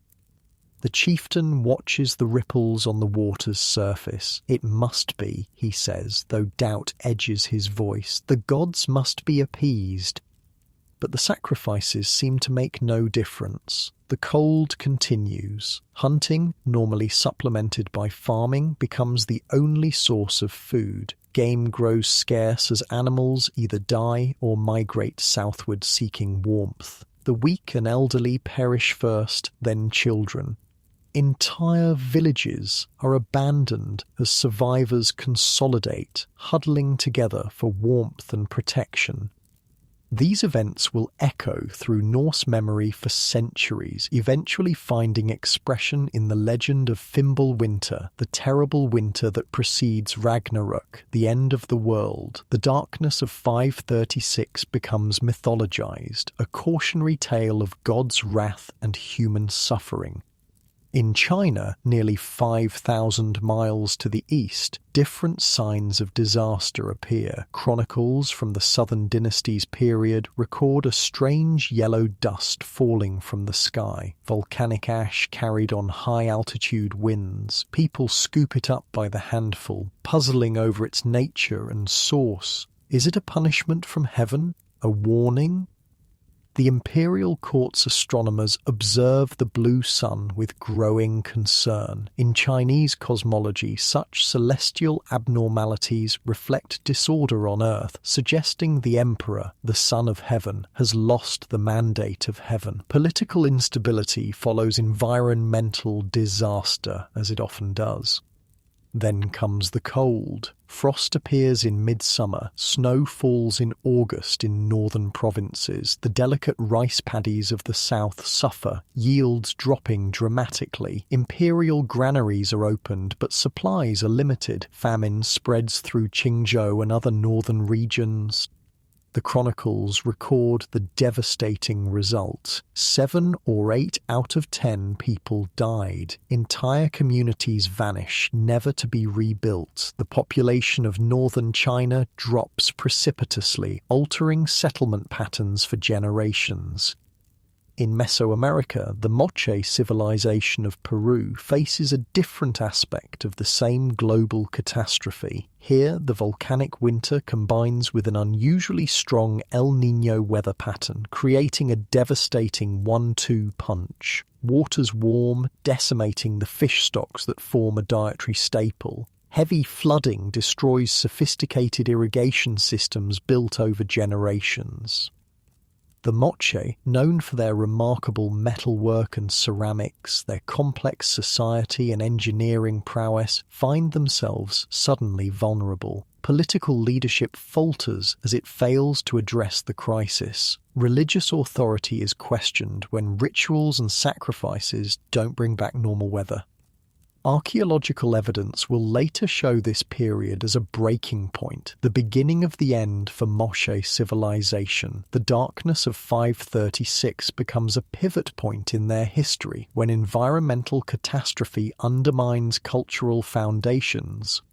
Even in the Arabian Peninsula, where conditions are less severe than in northern regions, the volcanic winter brings change. Paradoxically, the climate shift actually increases rainfall in this normally arid region. Areas that were marginal for agriculture briefly become more productive, altering trade patterns and population movements.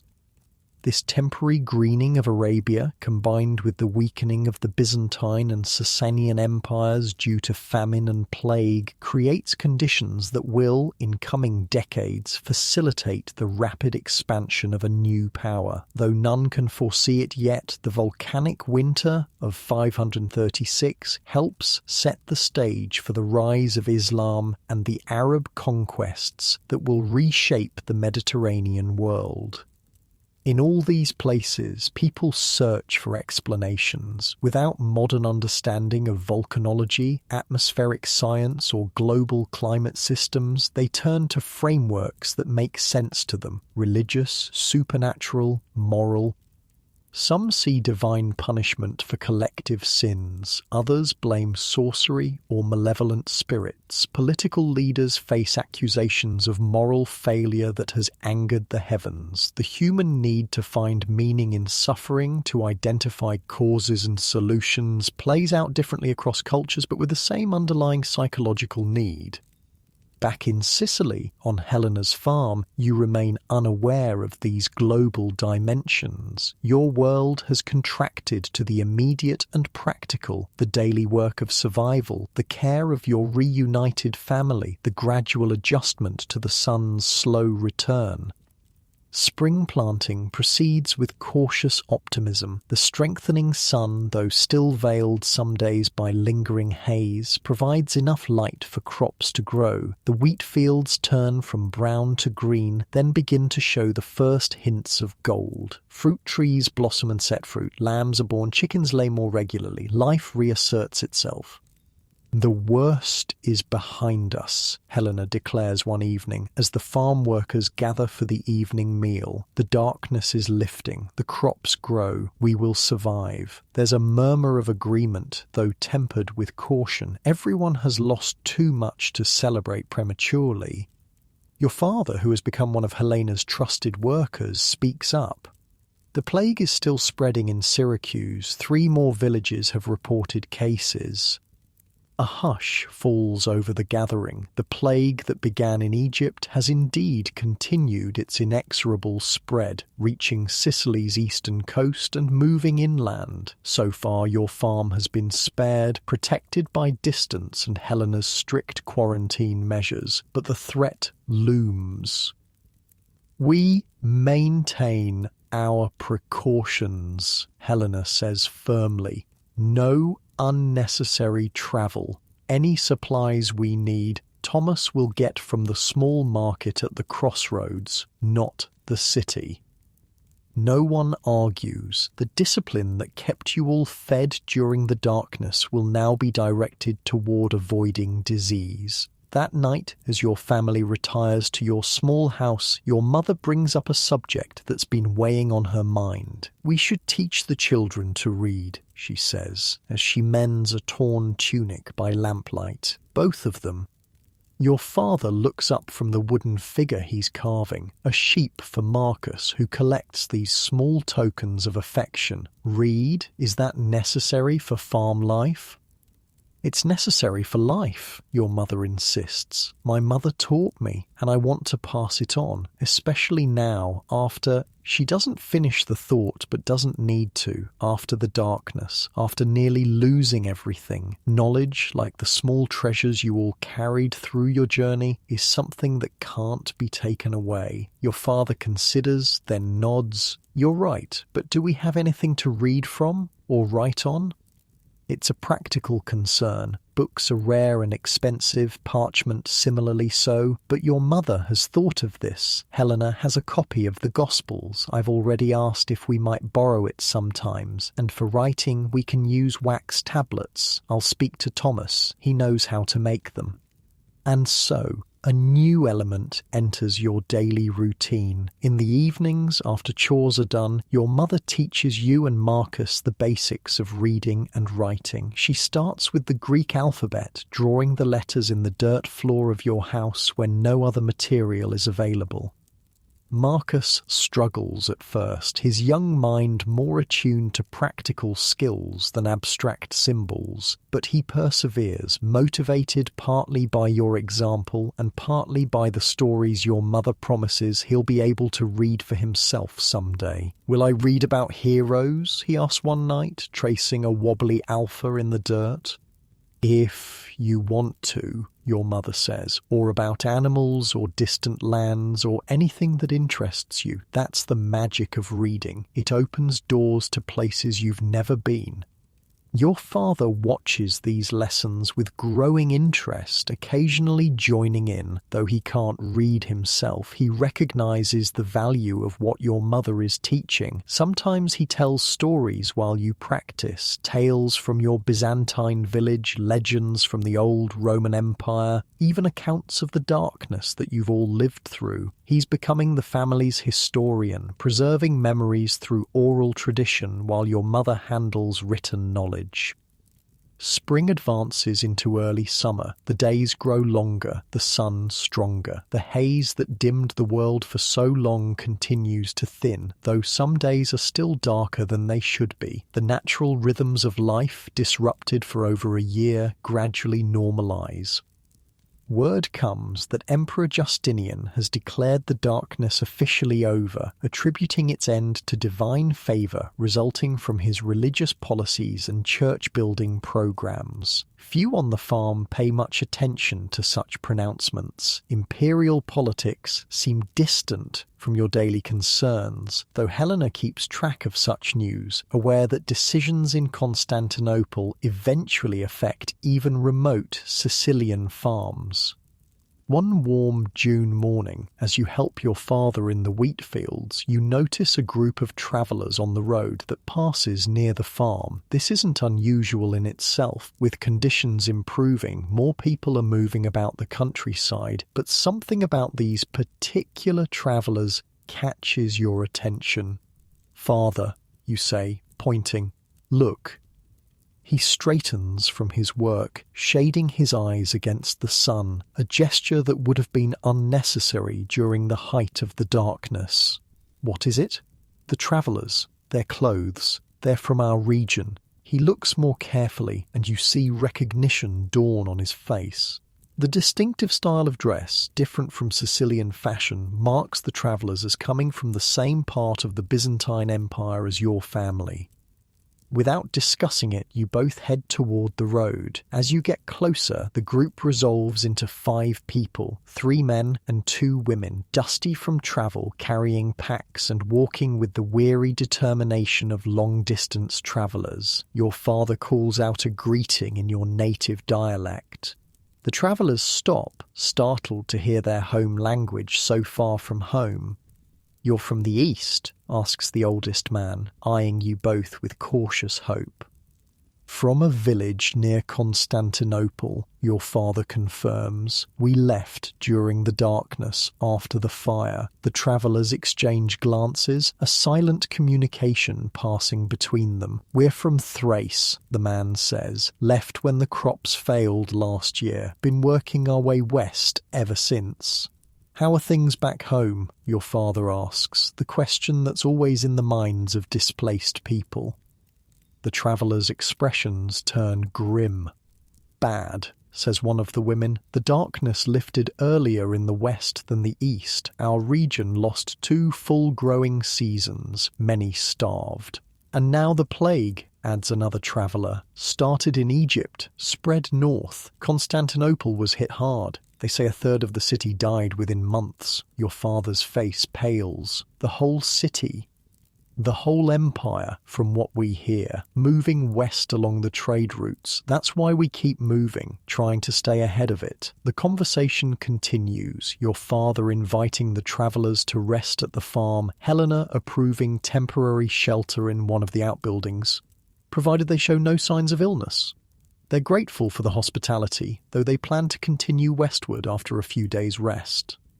That evening they share more news from the east over a simple meal. The Byzantine Empire struggles with multiple crises, the aftermath of the darkness, the spread of plague, ongoing military campaigns draining resources. Emperor Justinian himself fell ill with the plague, but survived, one of the lucky ones. His ambitious program to reconquer the Western territories continues despite these challenges, stretching imperial resources thin.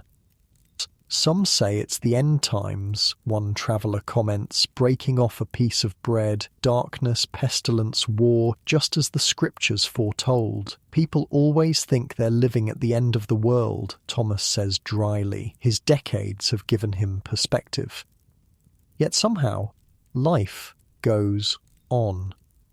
Not for everyone, the traveller counters. Half my village didn't survive the famine, and the plague takes even the strongest.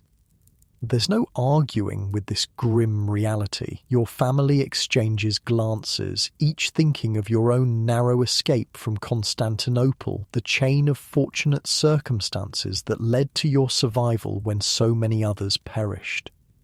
The travellers move on after 3 days, continuing their westward journey, fleeing memories of darkness and rumours of plague. Their visit leaves your family contemplative, grateful for the relative security of Helena's farm, yet aware of how precarious that security might be. Should we be moving too? Your mother asks that night after you and Marcus are supposedly asleep. Trying to get further from the plague's path? Where would we go? Your father responds. The travellers said it's spreading everywhere along the trade routes, and we have a good situation here. Work, shelter, food. But if the plague comes, then we might face it anywhere. Better here, with land to grow food, with some distance from the cities.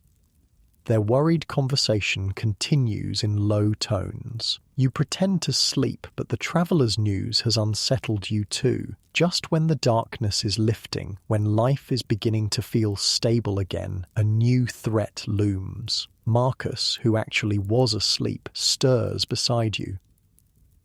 "What's wrong?" he murmurs, attuned to your restlessness. "Nothing," you whisper. "Go back to sleep."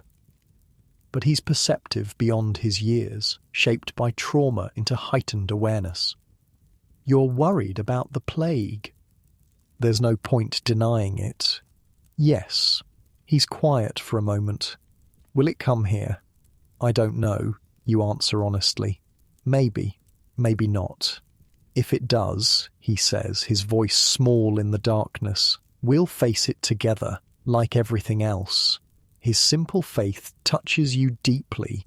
This child, who has lost so much, still believes in facing whatever comes as a family. His resilience shames your fear. Yes, you agree. Together.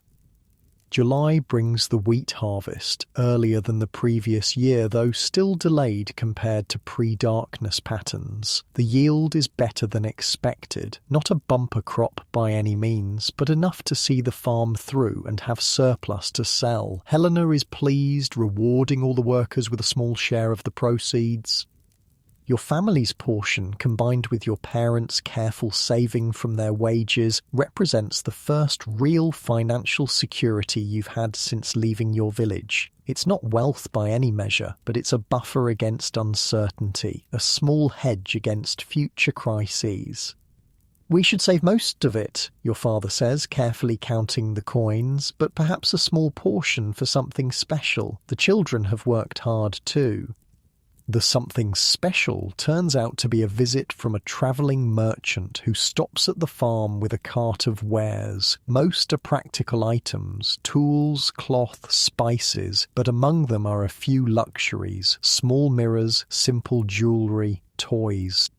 Your parents let you and Marcus each choose one item. Marcus immediately gravitates toward a wooden horse, expertly carved and painted. You take longer to decide, finally selecting a small knife with a bone handle. Practical yet beautiful, something that can be both useful and treasured. As August approaches, bringing real summer heat for the first time in 2 years, news comes that the plague has reached western Sicily. A coastal town less than a day's journey away reports multiple cases, with deaths following quickly. Helena calls a meeting of all farm workers. From now on, no one leaves the farm unless absolutely necessary, she announces. Anyone who must go for supplies will wash thoroughly upon return and sleep separately for 3 days to ensure they show no symptoms. These strict measures meet with approval rather than resistance. Everyone understands the stakes. "How does the disease spread?" someone asks. Helena looks to Thomas, who is the closest thing the farm has to a medical authority, having lived through previous epidemics.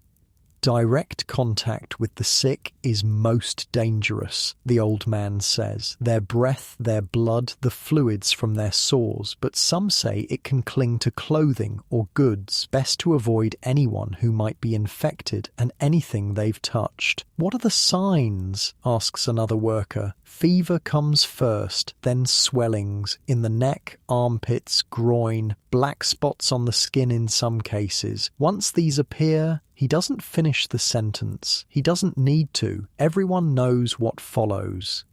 That night, your mother insists on a new ritual, washing with vinegar water before entering the house, especially after working with anything that's come from outside the farm. Your father constructs a small washing station near your door, and similar ones appear outside other workers' homes.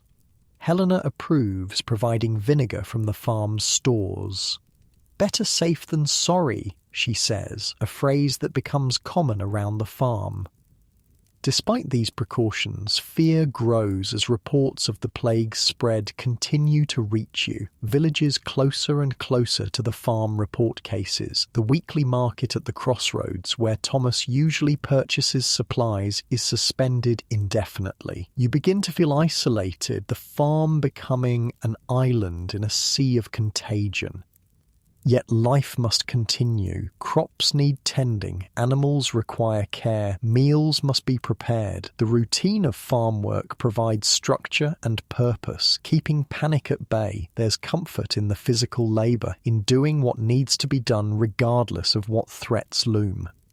September brings the grape harvest. The vineyards, like the wheat fields, produce less than in normal years, but more than during the height of the darkness. There's a cautious celebration as the first wine of the season is pressed, a symbol of continuation, of cycles completing despite disruption.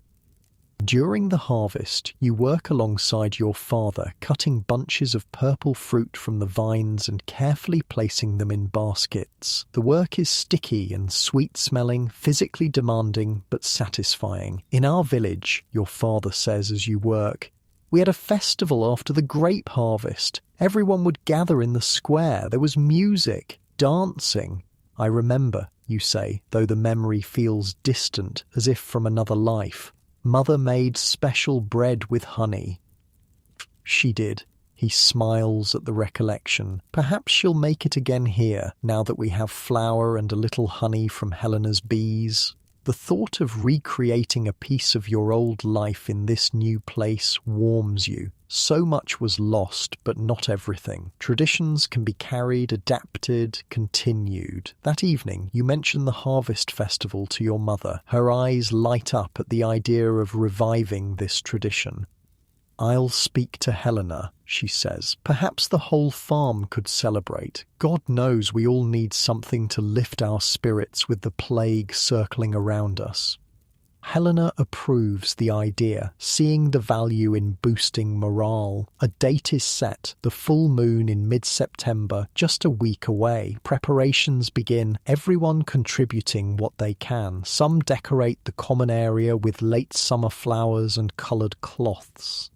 Others prepare special dishes from hoarded ingredients. Thomas reveals an unexpected talent, crafting a simple flute from reed for music. On the night of the festival, the farm's population gathers in the central yard. Lanterns hang from posts, casting a golden glow over the scene. Tables hold food. Simple fare, but more abundant than usual. Your mother's honey bread holds a place of honour, its sweet aroma drawing appreciative comments. For a few hours, the spectre of plague recedes. There is music. Thomas on his reed flute, accompanied by another worker who plays a small drum. Some people dance, awkwardly at first, then with growing abandon. Stories are told, jokes shared, even a few songs sung. Children run and play, their laughter a sound too rarely heard in recent times. You find yourself watching rather than participating, taking in the scene with a strange mixture of emotions, joy at the moment of respite, at seeing your family and friends happy, sadness for all that's been lost, all those who aren't here to share this celebration. And underneath it all, a persistent anxiety about what might still come, the plague still approaching, the future still uncertain. Marcus finds you sitting slightly apart from the festivities. "Why aren't you dancing?" he asks, his face flushed with excitement and the exertion of running games. "Just watching," you say, enjoying seeing everyone happy. He considers this, then sits beside you. "It's good, isn't it? Even with everything that's happened." "Yes," you agree. "It is good.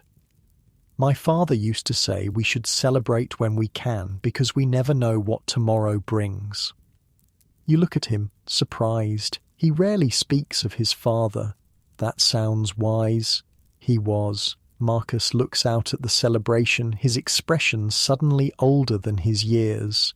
"I miss him, but I'm glad I have you and your parents now." "We're glad to have you too," you tell him, putting an arm around his shoulders. "You're family now." He leans against you briefly, accepting the comfort, then jumps up. "Come on, they're starting a game. Let's play." You allow him to pull you into the circle of light, into the momentary joy that the farm has created in the midst of uncertain times. Tomorrow the plague may come closer, the future remains clouded, but tonight there is music and food, laughter and connection. Tonight you celebrate survival. As September gives way to October, the weather begins to cool. The sun, though stronger than during the darkness, doesn't provide the warmth of truly normal years. The farm prepares for winter, preserving food, repairing buildings, gathering firewood. These are the rhythms of agricultural life, regardless of plague or politics. News continues to filter in about the wider world. The plague has indeed reached nearby communities, though by some miracle the farm remains untouched. Emperor Justinian's armies continue their campaigns in Italy against the Goths, with varying success. The broader consequences of the darkness are becoming apparent. Population decline in hard-hit areas, political instability, economic disruption. Yet amid these large-scale changes, individual lives adjust and continue. Your family has found a new stability on Helena's farm. You and Marcus progress in your reading lessons, now able to decipher simple texts. Your father has become Helena's right-hand man in managing the farm's operations. Your mother's skills with textiles and food preservation make her equally valuable. The darkness that descended in 536 altered the course of your lives, as it did for millions across the world. The full impact won't be understood for generations, how it weakened empires, shifted population patterns, even influenced religious beliefs. Historians will later point to this period as the beginning of the late antique Little Ice Age, a century-long cooling that reshaped medieval Europe. But for you, on this Sicilian farm in the autumn of 537, such grand historical patterns remain invisible. What matters is the daily work of living, tending crops, caring for animals, maintaining shelter, preserving food. What matters is family, both blood relations and those like Marcus, bound by shared experience and mutual care. What matters is community, the network of support and interdependence that makes survival possible in difficult times. One crisp October evening, as your family sits by the fire in your small house, your father pulls out a surprise, a scroll of parchment purchased secretly during his last trip to the Crossroads market once it reopened. "For your lessons," he tells you and Marcus. "Something new to read. Not just the borrowed Gospels." Your mother unrolls it carefully. It's not a professionally copied text. Those would be far too expensive, but rather a collection of stories written out by someone with reasonable penmanship, tales from Greek and Roman tradition simplified for young readers. "Where did you find this?" your mother asks, clearly delighted. "A former tutor selling his work," your father explains. He's travelling west, away from the plague, needed money for his journey. The scroll becomes the centerpiece of evening lessons. The stories within, of gods and heroes, of clever tricksters and brave adventurers, transport you beyond the farm, beyond Sicily, beyond the present moment with all its lingering dangers. Marcus particularly loves the tale of Daedalus and Icarus, though the ending troubles him. Why did Icarus fly too close to the sun, he asks one night. Didn't he know it was dangerous? Sometimes people don't believe danger is real until it's too late, your mother explains, or they think the rules don't apply to them. Like people who don't take precautions against the plague, Marcus asks, making a connection that surprises you with its insight. Yes, your mother agrees. Just like that. As October turns to November, the first truly cold weather arrives. Not the unnatural chill of the darkness period, but the normal cold of approaching winter. The farm's rhythm slows, outdoor work diminishing as nature enters its dormant phase. Indoor tasks take precedence, repairing tools, spinning wool, preserving the last of the autumn harvest. The farm's common room becomes a gathering place in the evenings where workers share stories and news while their hands stay busy with practical tasks. It's during one of these evening gatherings that Thomas makes an announcement that catches everyone by surprise. The plague has stopped spreading, he says, looking up from the fishing net he's mending. At least temporarily. The room falls silent, all eyes turning to him. How do you know? Helena asks.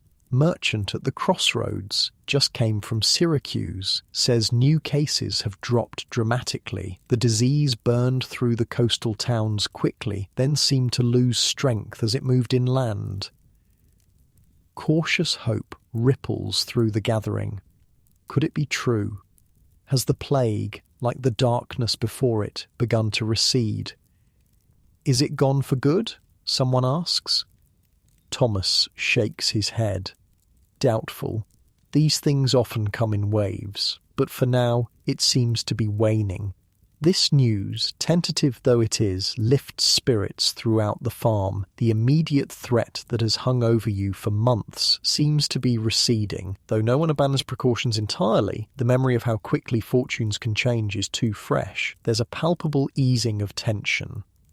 For your family, this reprieve combines with your growing security on the farm to create a sense of cautious optimism. You've survived the darkness. You've avoided the plague, at least this first wave. Your work provides food and shelter. Your family remains together, expanded to include Marcus. We've been fortunate, your father remarks one evening as your family prepares for bed. So many others. He doesn't finish the thought, but he doesn't need to. You all know how easily your story could have gone differently. Separation in Constantinople could have been permanent. The journey to Sicily could have ended in disaster. Disease could have found you despite precautions. God has been good to us, your mother says simply. And we've been smart, your father adds. Made good choices when it mattered. And had help, you point out, thinking of Demetrios, Helena, all those who offered aid along the way. Your father nods. Yes, all of that. As winter settles over Sicily, a peaceful routine envelops the farm. The days are short, the nights long, but there's comfort in the cycle of seasons returning to normal after the disruption of the darkness. The blue haze that shrouded the sun has mostly dissipated, though occasionally it returns briefly, a reminder of what you all lived through. You continue to grow and learn, no longer quite the child who fled a Byzantine village, not yet the adult you will become. Marcus flourishes under your family's care, his natural resilience finding support and encouragement. Your parents rebuild their lives in this new place, creating a home from displacement, stability from chaos. One cold, clear night in December, about 18 months after the darkness first descended, you step outside to fetch more firewood. Looking up, you see stars shining with brilliant clarity in the winter sky, countless points of light, more visible than they've been since before the darkness. You stand for a moment, arms full of wood, breath clouding in the cold air, simply gazing upward. After so long seeing the heavens dimmed and obscured, their full splendour feels almost overwhelming. Beautiful, isn't it? Your father's voice comes from behind you. He's followed you out, perhaps wondering what was taking so long. Yes, you agree, like they used to be, before. He stands beside you, both of you looking upward. Nature heals, he says quietly. Given time, the darkness lifts. The stars return. Do you think everything will go back to how it was, you ask? Before the darkness? He considers this. No, he says finally. Too much has changed. Too many people lost. Too many places damaged. The world will recover, but it will be different. He puts his arm around your shoulders. Like us. We're not the same as we were in our village, but we're still here, still a family, changed, but continuing. His words resonate with a truth you felt but couldn't articulate. Nothing will be exactly as it was before. The darkness of 536 has left its mark on the world, on history, on each person who lived through it. But life continues, adapts, finds new paths forward. You gather the firewood closer, feeling its solid weight in your arms, its promise of warmth for your family. Together, you and your father turn back toward the house, where light spills from the doorway, where your mother and Marcus wait, where the small, precious life you've rebuilt awaits. Behind you, above you, the stars continue their ancient patterns, unchanged by the brief dimming of the sun, testifying to the vast cycles of nature that encompass all human experience. Darkness and light, loss and recovery, ending and beginning. Winter passes and spring arrives in Sicily with a vigour that hasn't been seen since before the darkness. Wildflowers carpet the hills in vibrant colours. Trees burst into leaf almost overnight. Birds fill the morning air with song. The sun, now fully visible with only occasional hazy days, warms the earth back to life. It's been nearly 2 years since the strange blue fog first dimmed the sky in March of 536. For those who survived, and many didn't, the world is slowly recovering its natural rhythms, but nothing is quite the same as before. On Helena's farm, spring planting proceeds with cautious optimism. The wheat fields, freshly sown, show promising green shoots. Fruit trees blossom abundantly. Newborn lambs frolic in the pastures. After the long period of darkness and scarcity, this renewal feels almost miraculous. The best spring in 3 years, Helena declares, surveying her domain with satisfaction. As the farm's owner, she's weathered the crisis better than many, but not without significant losses and worries. Now, with normal growing conditions returning, her practical nature allows for measured hope. Your family has come through the winter in good health, a blessing not everyone can claim. The plague that threatened last autumn did indeed recede, though rumours suggest it may return with warmer weather. For now, though, the immediate danger has passed. You've grown noticeably over these months, physically taller, but also more mature in ways that can't be measured. The child who fled a Byzantine village now stands on the cusp of adolescence, shaped by extraordinary experiences. Your parents sometimes look at you with a mixture of pride and sadness, recognizing the childhood partially lost to crisis. Marcus, too, has changed. At nearly 8 years old, he's leaving behind the last traces of early childhood. Under your family's care, he's become more confident, more expressive. His natural affinity for animals has developed into genuine skill. Helena increasingly relies on him to help with the farm's livestock, especially when animals are sick or birthing. One bright April morning, as you help your father repair a section of fence, an unusual sight appears on the road that passes the farm. A small group of official-looking riders, their horses well-groomed, their clothing marked with imperial insignia. Tax collectors, you ask, hand instinctively moving to shade your eyes against the sun, a gesture that would have been unnecessary during the darkness. Your father shakes his head. Too early in the season, and too few. He sets down his tools. Let's see what they want. As you approach the road, one of the riders spots you and directs his horse in your direction. He's a middle-aged man with a neatly trimmed beard, wearing the uniform of an imperial messenger. "Good day," he calls. "Is this the farm of Helena Aurelius?" "It is," your father confirms. "She's in the main house." The messenger nods. "I bring official communications from Syracuse for her and all landowners in the region." He doesn't elaborate further, clearly preferring to deliver his message directly to Helena. Your father sends you to fetch her while he keeps the messenger's company.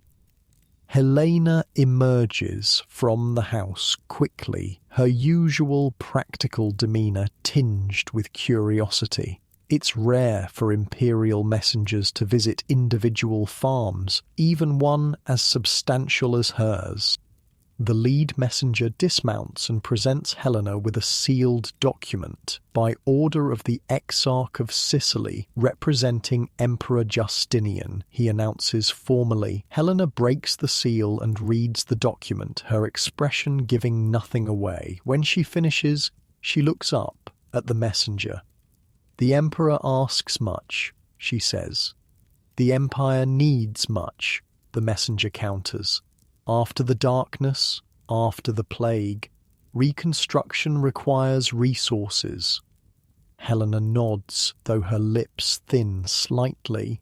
"We will comply, of course." Only after the messengers depart does Helena explain to the gathered farm workers what the document contained. Emperor Justinian has imposed a special tax on all productive lands within the empire.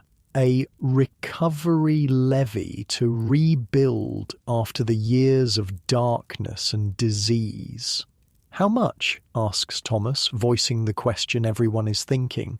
1/5 of this year's harvest, Helena replies, her tone carefully neutral. A murmur runs through the gathered workers. 1/5 is a significant portion, especially after the lean years you've all endured. It will mean tighter rations, less surplus to sell or save. The Emperor's wars continue, Thomas observes. In Italy, in Africa, those armies need feeding. And Constantinople needs rebuilding after the fire, another worker adds. The great church, the Hagia Sophia, is being reconstructed larger than before.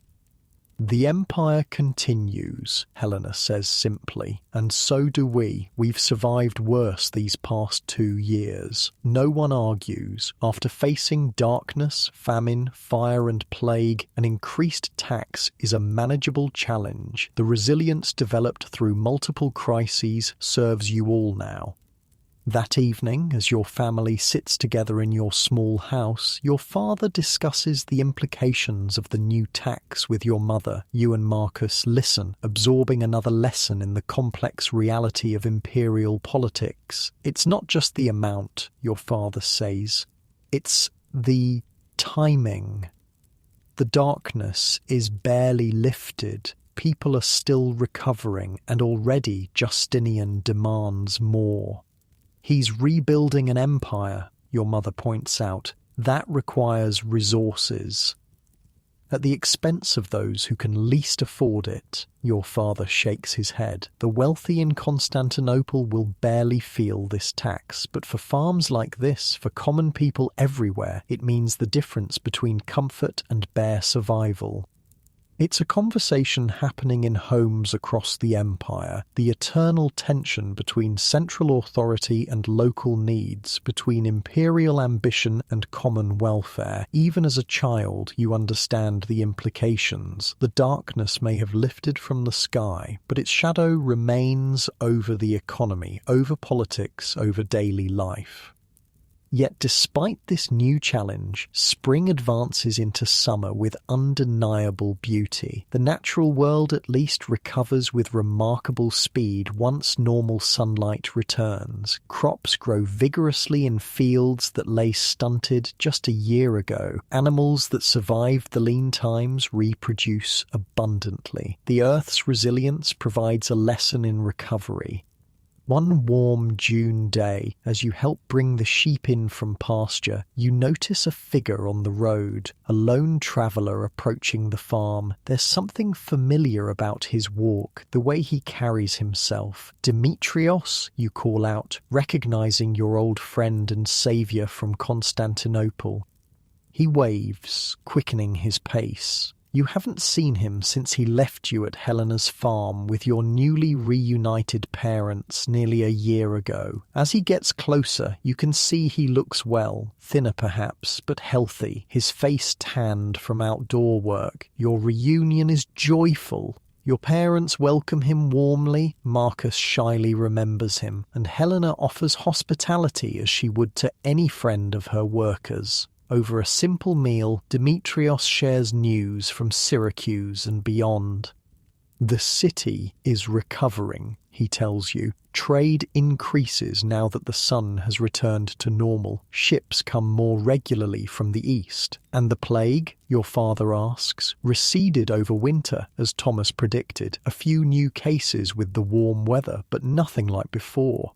Some say the worst has passed. And Constantinople. Your mother rarely speaks of the great city where you nearly lost each other, but curiosity overcomes reluctance. Demetrios's expression grows more serious. Rebuilding, but changed. The fire destroyed much, then the plague took perhaps a third of the population. He pauses. The emperor himself fell ill but recovered. Some see it as a sign of divine favour. And his wars? Your father asks. We've just received notice of a special tax. Continue on all fronts, Demetrios confirms. Italy, North Africa, the eastern borders. Justinian is determined to restore the old Roman Empire, whatever the cost. The conversation continues into the evening, covering everything from politics to trade to personal news. Demetrios has found steady work in Syracuse's reviving shipyards. He's even considering marriage, a hopeful sign that people are beginning to plan for futures again, not merely survive from day to day.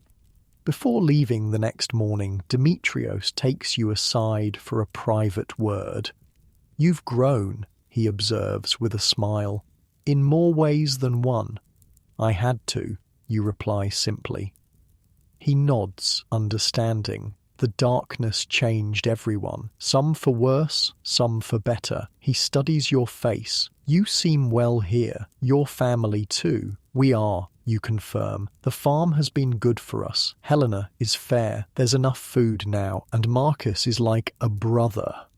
I'm glad, Demetrios says. After all you went through to get here, you deserve some peace. As he prepares to leave, you think about everything this man did for you, taking your place on the ship from Constantinople, guiding you to safety in Syracuse, helping reunite you with your parents. Your life now would not exist without his choices. Thank you, you say suddenly, the words inadequate for what you feel, for everything, for saving us. Demetrios looks embarrassed. I just did what needed doing, same as anyone would. But you both know that's not true. In the darkness and chaos, many thought only of themselves. Demetrios chose differently. After he departs, promising to visit again when he can, life on the farm returns to its rhythm. Summer advances, crops grow, work continues. The special imperial tax remains a concern, but a manageable one amid generally improving conditions. News filters in from travellers and merchants about the wider world beyond Sicily. The Byzantine Empire continues its slow recovery from the double blow of darkness and plague. In some regions, population has decreased by a third or more, changing settlement patterns, labour availability, even military recruitment.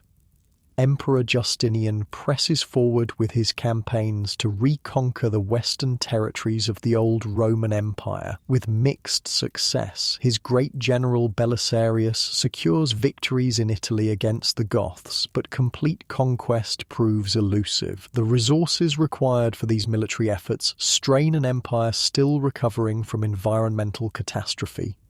In Constantinople, the rebuilding of the Hagia Sophia continues, a massive church meant to glorify both God and Justinian himself. The emperor seems determined to create monuments that will outlast the darkness, physical symbols of imperial and divine power. But these grand imperial narratives feel distant from daily life on a Sicilian farm. Here, recovery takes more modest forms: healthy crops, well-fed animals, children growing straight and strong, community bonds strengthened through shared survival. By midsummer, it becomes clear that this year's harvest will be the best since before the darkness. The wheat stands tall in the fields, heavy with grain. Fruit trees bend under the weight of their bounty. Vegetable gardens produce abundantly. After years of scarcity, the prospect of plenty brings a collective sense of relief. Helena organises the harvest carefully, mindful of the imperial tax that will claim 1/5 of the yield. Work schedules are arranged, storage spaces prepared, plans made for what to sell and what to keep. The farm functions like a well-oiled machine, everyone understanding their role in the collective efforts. As July turns to August, harvest begins in earnest. It's exhausting work under the hot summer sun, but no one complains. After the blue dimness of the darkness years, normal sunlight still feels like a blessing, even when it beats down relentlessly. You work alongside your father in the wheat fields, using a small sickle to cut the golden stalks. Your mother and other women bind the cut wheat into sheaves. Marcus helps with water distribution, ensuring no one overheats in the summer warmth. "Remember our first harvest here?" your father asks during a brief rest, passing you a water jug. Just after the darkness began lifting, you nod, wiping sweat from your forehead. Everything was still stunted. The wheat barely reached my knees. And now look. He gestures to the field around you where wheat stands waist-high on an adult. Nature recovers, if given the chance. "Do you ever think about going back?" you ask, the question emerging from somewhere deep inside. "To our village, now that things are better?" Your father is quiet for a moment, considering. "Sometimes," he admits, "I miss it. The mountains, the people we knew, the festivals and traditions." He looks across the field to where your mother works, then toward the pasture where Marcus is visible with the water cart. "But our life is here now. You and Marcus are settled. We have work, security."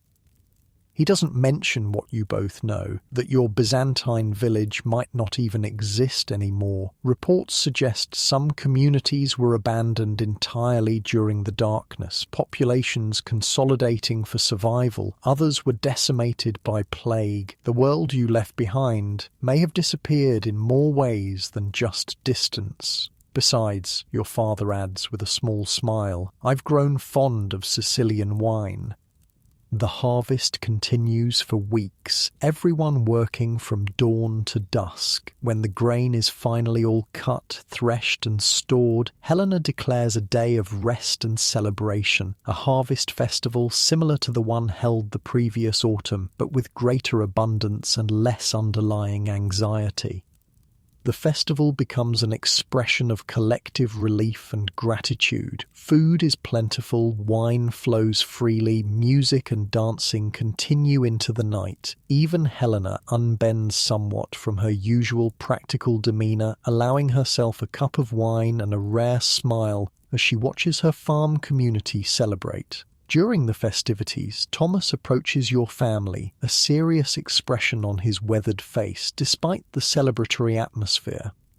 "May I speak with you?" he asks your parents. About the children, your mother and father exchange puzzled glances but nod, moving slightly away from the main celebration. You and Marcus follow, curious about what concerns the old man. "The children are learning to read and write," Thomas begins, "making good progress from what I've seen." "Yes," your mother agrees cautiously. "We practice most evenings." "They should have more formal education," Thomas says directly. "There's a monastery school in the hills about half a day's journey from here. They accept farm children with aptitude, teach them beyond basic literacy." Your parents look surprised. This possibility hasn't been discussed before. "What kind of teaching?" your father asks. "Reading, writing, numbers, some history, religion, enough that they might become more than farm workers someday if they choose." Thomas looks at you and Marcus. Both show intelligence. It would be a shame to waste it. The suggestion hangs in the air, unexpected and consequential. Education beyond basic literacy is rare for common people, especially those from farming backgrounds. It represents opportunity, potential futures beyond manual labour. "We'll consider it," your father says finally. "Thank you for bringing this to our attention." Later, when the celebration has wound down and your family returns to your small house, the topic resurfaces. "What do you think?" your father asks your mother. "About what Thomas suggested?" "Education is valuable," she replies thoughtfully. "More options for their future. But the monastery is far. They'd have to stay there during the week, only come home for rest days." You and Marcus exchange glances, realizing this decision affects you directly, yet is being discussed over your heads, as adult decisions often are. But your mother notices. "What do you two think?" she asks. "It would be hard work, different from the farm, but it could open doors for you later." Marcus looks to you, as he often does when facing something new or uncertain. At not quite 8, he relies on your greater experience and judgment. "I'd like to learn more," you say carefully, "but I wouldn't want to leave the farm completely, or you." "It wouldn't be leaving," your father clarifies, "just staying at the monastery during teaching days. You'd still live here, be part of this family and farm." "Both of us?" Marcus asks, in a small voice. "Together?" "Of course," your mother assures him. "We wouldn't separate you." The decision isn't made that night, but the seed is planted. Education represents a kind of security different from physical survival, knowledge that can't be taken away, skills that travel with the person, options beyond immediate circumstances. After years of focusing solely on survival, the luxury of considering a longer-term future feels significant. As summer transitions to autumn, life on the farm settles into a comfortable pattern. The imperial tax collectors come for their 1/5 share of the harvest, leaving the farm with still adequate stores for the winter ahead. The weather remains mild, with only occasional hazy days to remind you of the darkness period. The decision about the monastery school is made gradually through discussions with Helena, who supports the idea, Thomas, who provides more information, and between yourselves as a family. By October, it's settled. You and Marcus will begin attending when the new teaching cycle starts after the winter. This decision represents more than education. It symbolizes a return to normal planning, to thinking beyond immediate survival, to investing in a future that once again seems reasonably secure. It's a luxury that would have been unimaginable during the height of the darkness. One cool November morning, nearly 3 years after the darkness first descended, you help your father repair the roof of your family's small house before winter weather arrives. From this height, you can see across much of Helena's farm, the harvested fields now lying fallow, the pastures where sheep graze, the orchard with trees now bare of leaves, the cluster of buildings that make up the farm's centre. It looks peaceful, you observe, normal. Your father nods, hammering a wooden peg into place. Nature heals, people rebuild, life continues. He pauses in his work, looking across the landscape. But things change too. The darkness and plague left their mark on the world. Some places abandoned, some knowledge lost, some lives cut short. Do you think people will remember, you ask? In the future, I mean, about the darkness. Some will, he says, those who write histories, those who keep records. He gestures toward you with his hammer, those who learn to read and write, who can pass on what happened. I'll remember, you say with certainty, even without writing it down. Your father smiles slightly. Yes, you will, but your children might not believe it, and their children might think it just a tale, something made up to frighten or entertain. He returns to his work. That's how it goes. What's history to us becomes legend to them, and then perhaps just a story. His words stay with you as you continue working on the roof. The enormity of what you lived through, the sun dimmed for 18 months, crops failing worldwide, famine and plague following, seems impossible to forget. Yet you understand what he means. Time passes. Memories fade. New generations arise who never experienced the darkness firsthand. Perhaps that's why the decision about the monastery school feels important in ways beyond personal opportunity. Learning to read and write means being able to record, to preserve memory, to pass on knowledge. The darkness taught many lessons about nature's power, human resilience, community importance, survival necessities. These seem worth remembering. As winter approaches again, you find yourself reflecting on the journey that brought you here. From a Byzantine village to Constantinople, from burning city to perilous sea, from refugee to established farm worker, from lost child to found family. So much has changed in less than 3 years.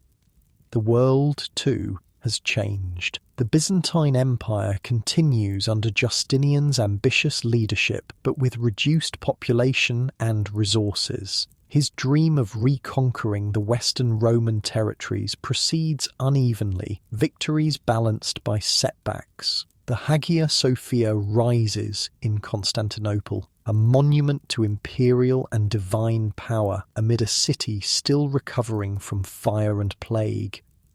Beyond imperial politics, ordinary life adapts to post-darkness realities. In some regions, abandoned villages mean expanded opportunities for those who survived. In others, labour shortages change economic dynamics between workers and landowners. Trade routes shift, some communities decline while others grow, new power balances emerge. The full impact of the darkness years won't be understood within your lifetime. Historians centuries later will identify this period as a turning point, the beginning of what they'll call the late antique Little Ice Age, a time of cooling that contributed to significant historical changes, including the rise of Islam, the transformation of Europe, the restructuring of ancient trade networks. But for you, on a Sicilian farm in late 538, these grand historical patterns remain invisible. What matters is the daily work of living, tending crops, caring for animals, maintaining shelter, preserving food. What matters is family, both blood relations and those like Marcus, bound by shared experience and mutual care. What matters is community, the network of support and interdependence that makes survival possible in difficult times. December arrives with seasonal chill but normal daylight. The winter solstice approaches, the shortest day of the year, followed by the gradual return of longer daylight. This natural cycle, disrupted during the darkness period, now provides its ancient rhythm and reassurance. On the solstice itself, Helena allows a small celebration, a bonfire in the farm's central yard, mulled wine for the adults, honey cakes as a rare treat. The farm's inhabitants gather around the fire as evening falls, the flames providing warmth and light against the early darkness. Thomas, as the eldest, offers a simple toast to the sun's return, both today and after the great darkness. May we never take its light for granted again. Everyone drinks to that sentiment. After experiencing 18 months of dimmed sunlight, the natural cycle of day and night, summer and winter takes on renewed significance. No one here will ever view an ordinary sunrise as truly ordinary again. As the celebration continues, you notice your parents talking quietly with Helena, their expressions serious despite the festive atmosphere. Later, as your family walks back to your house through the cold night, your father explains the conversation.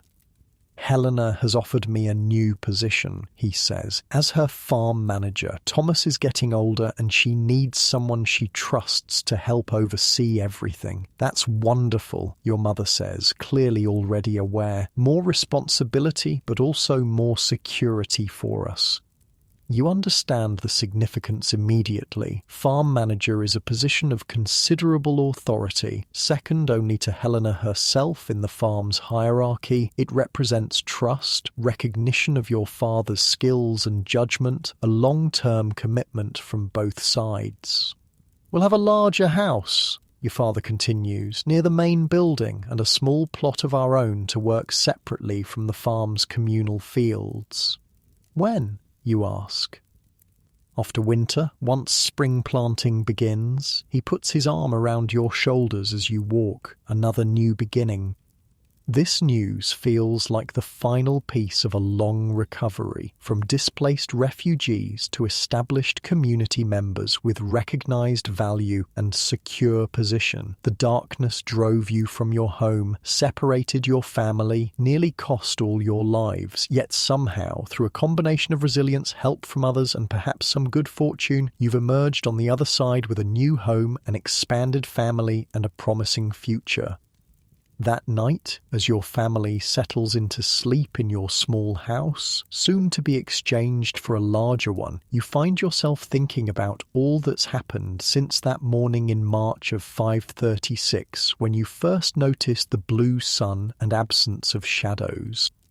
So much has been lost, your original home, neighbours and friends, possessions, sense of security, even temporarily each other. Yet something has been gained too. New skills, deeper resilience, stronger family bonds, expanded community, clearer understanding of what truly matters. The darkness changed the world, and it changed you. Not all changes were for the worse.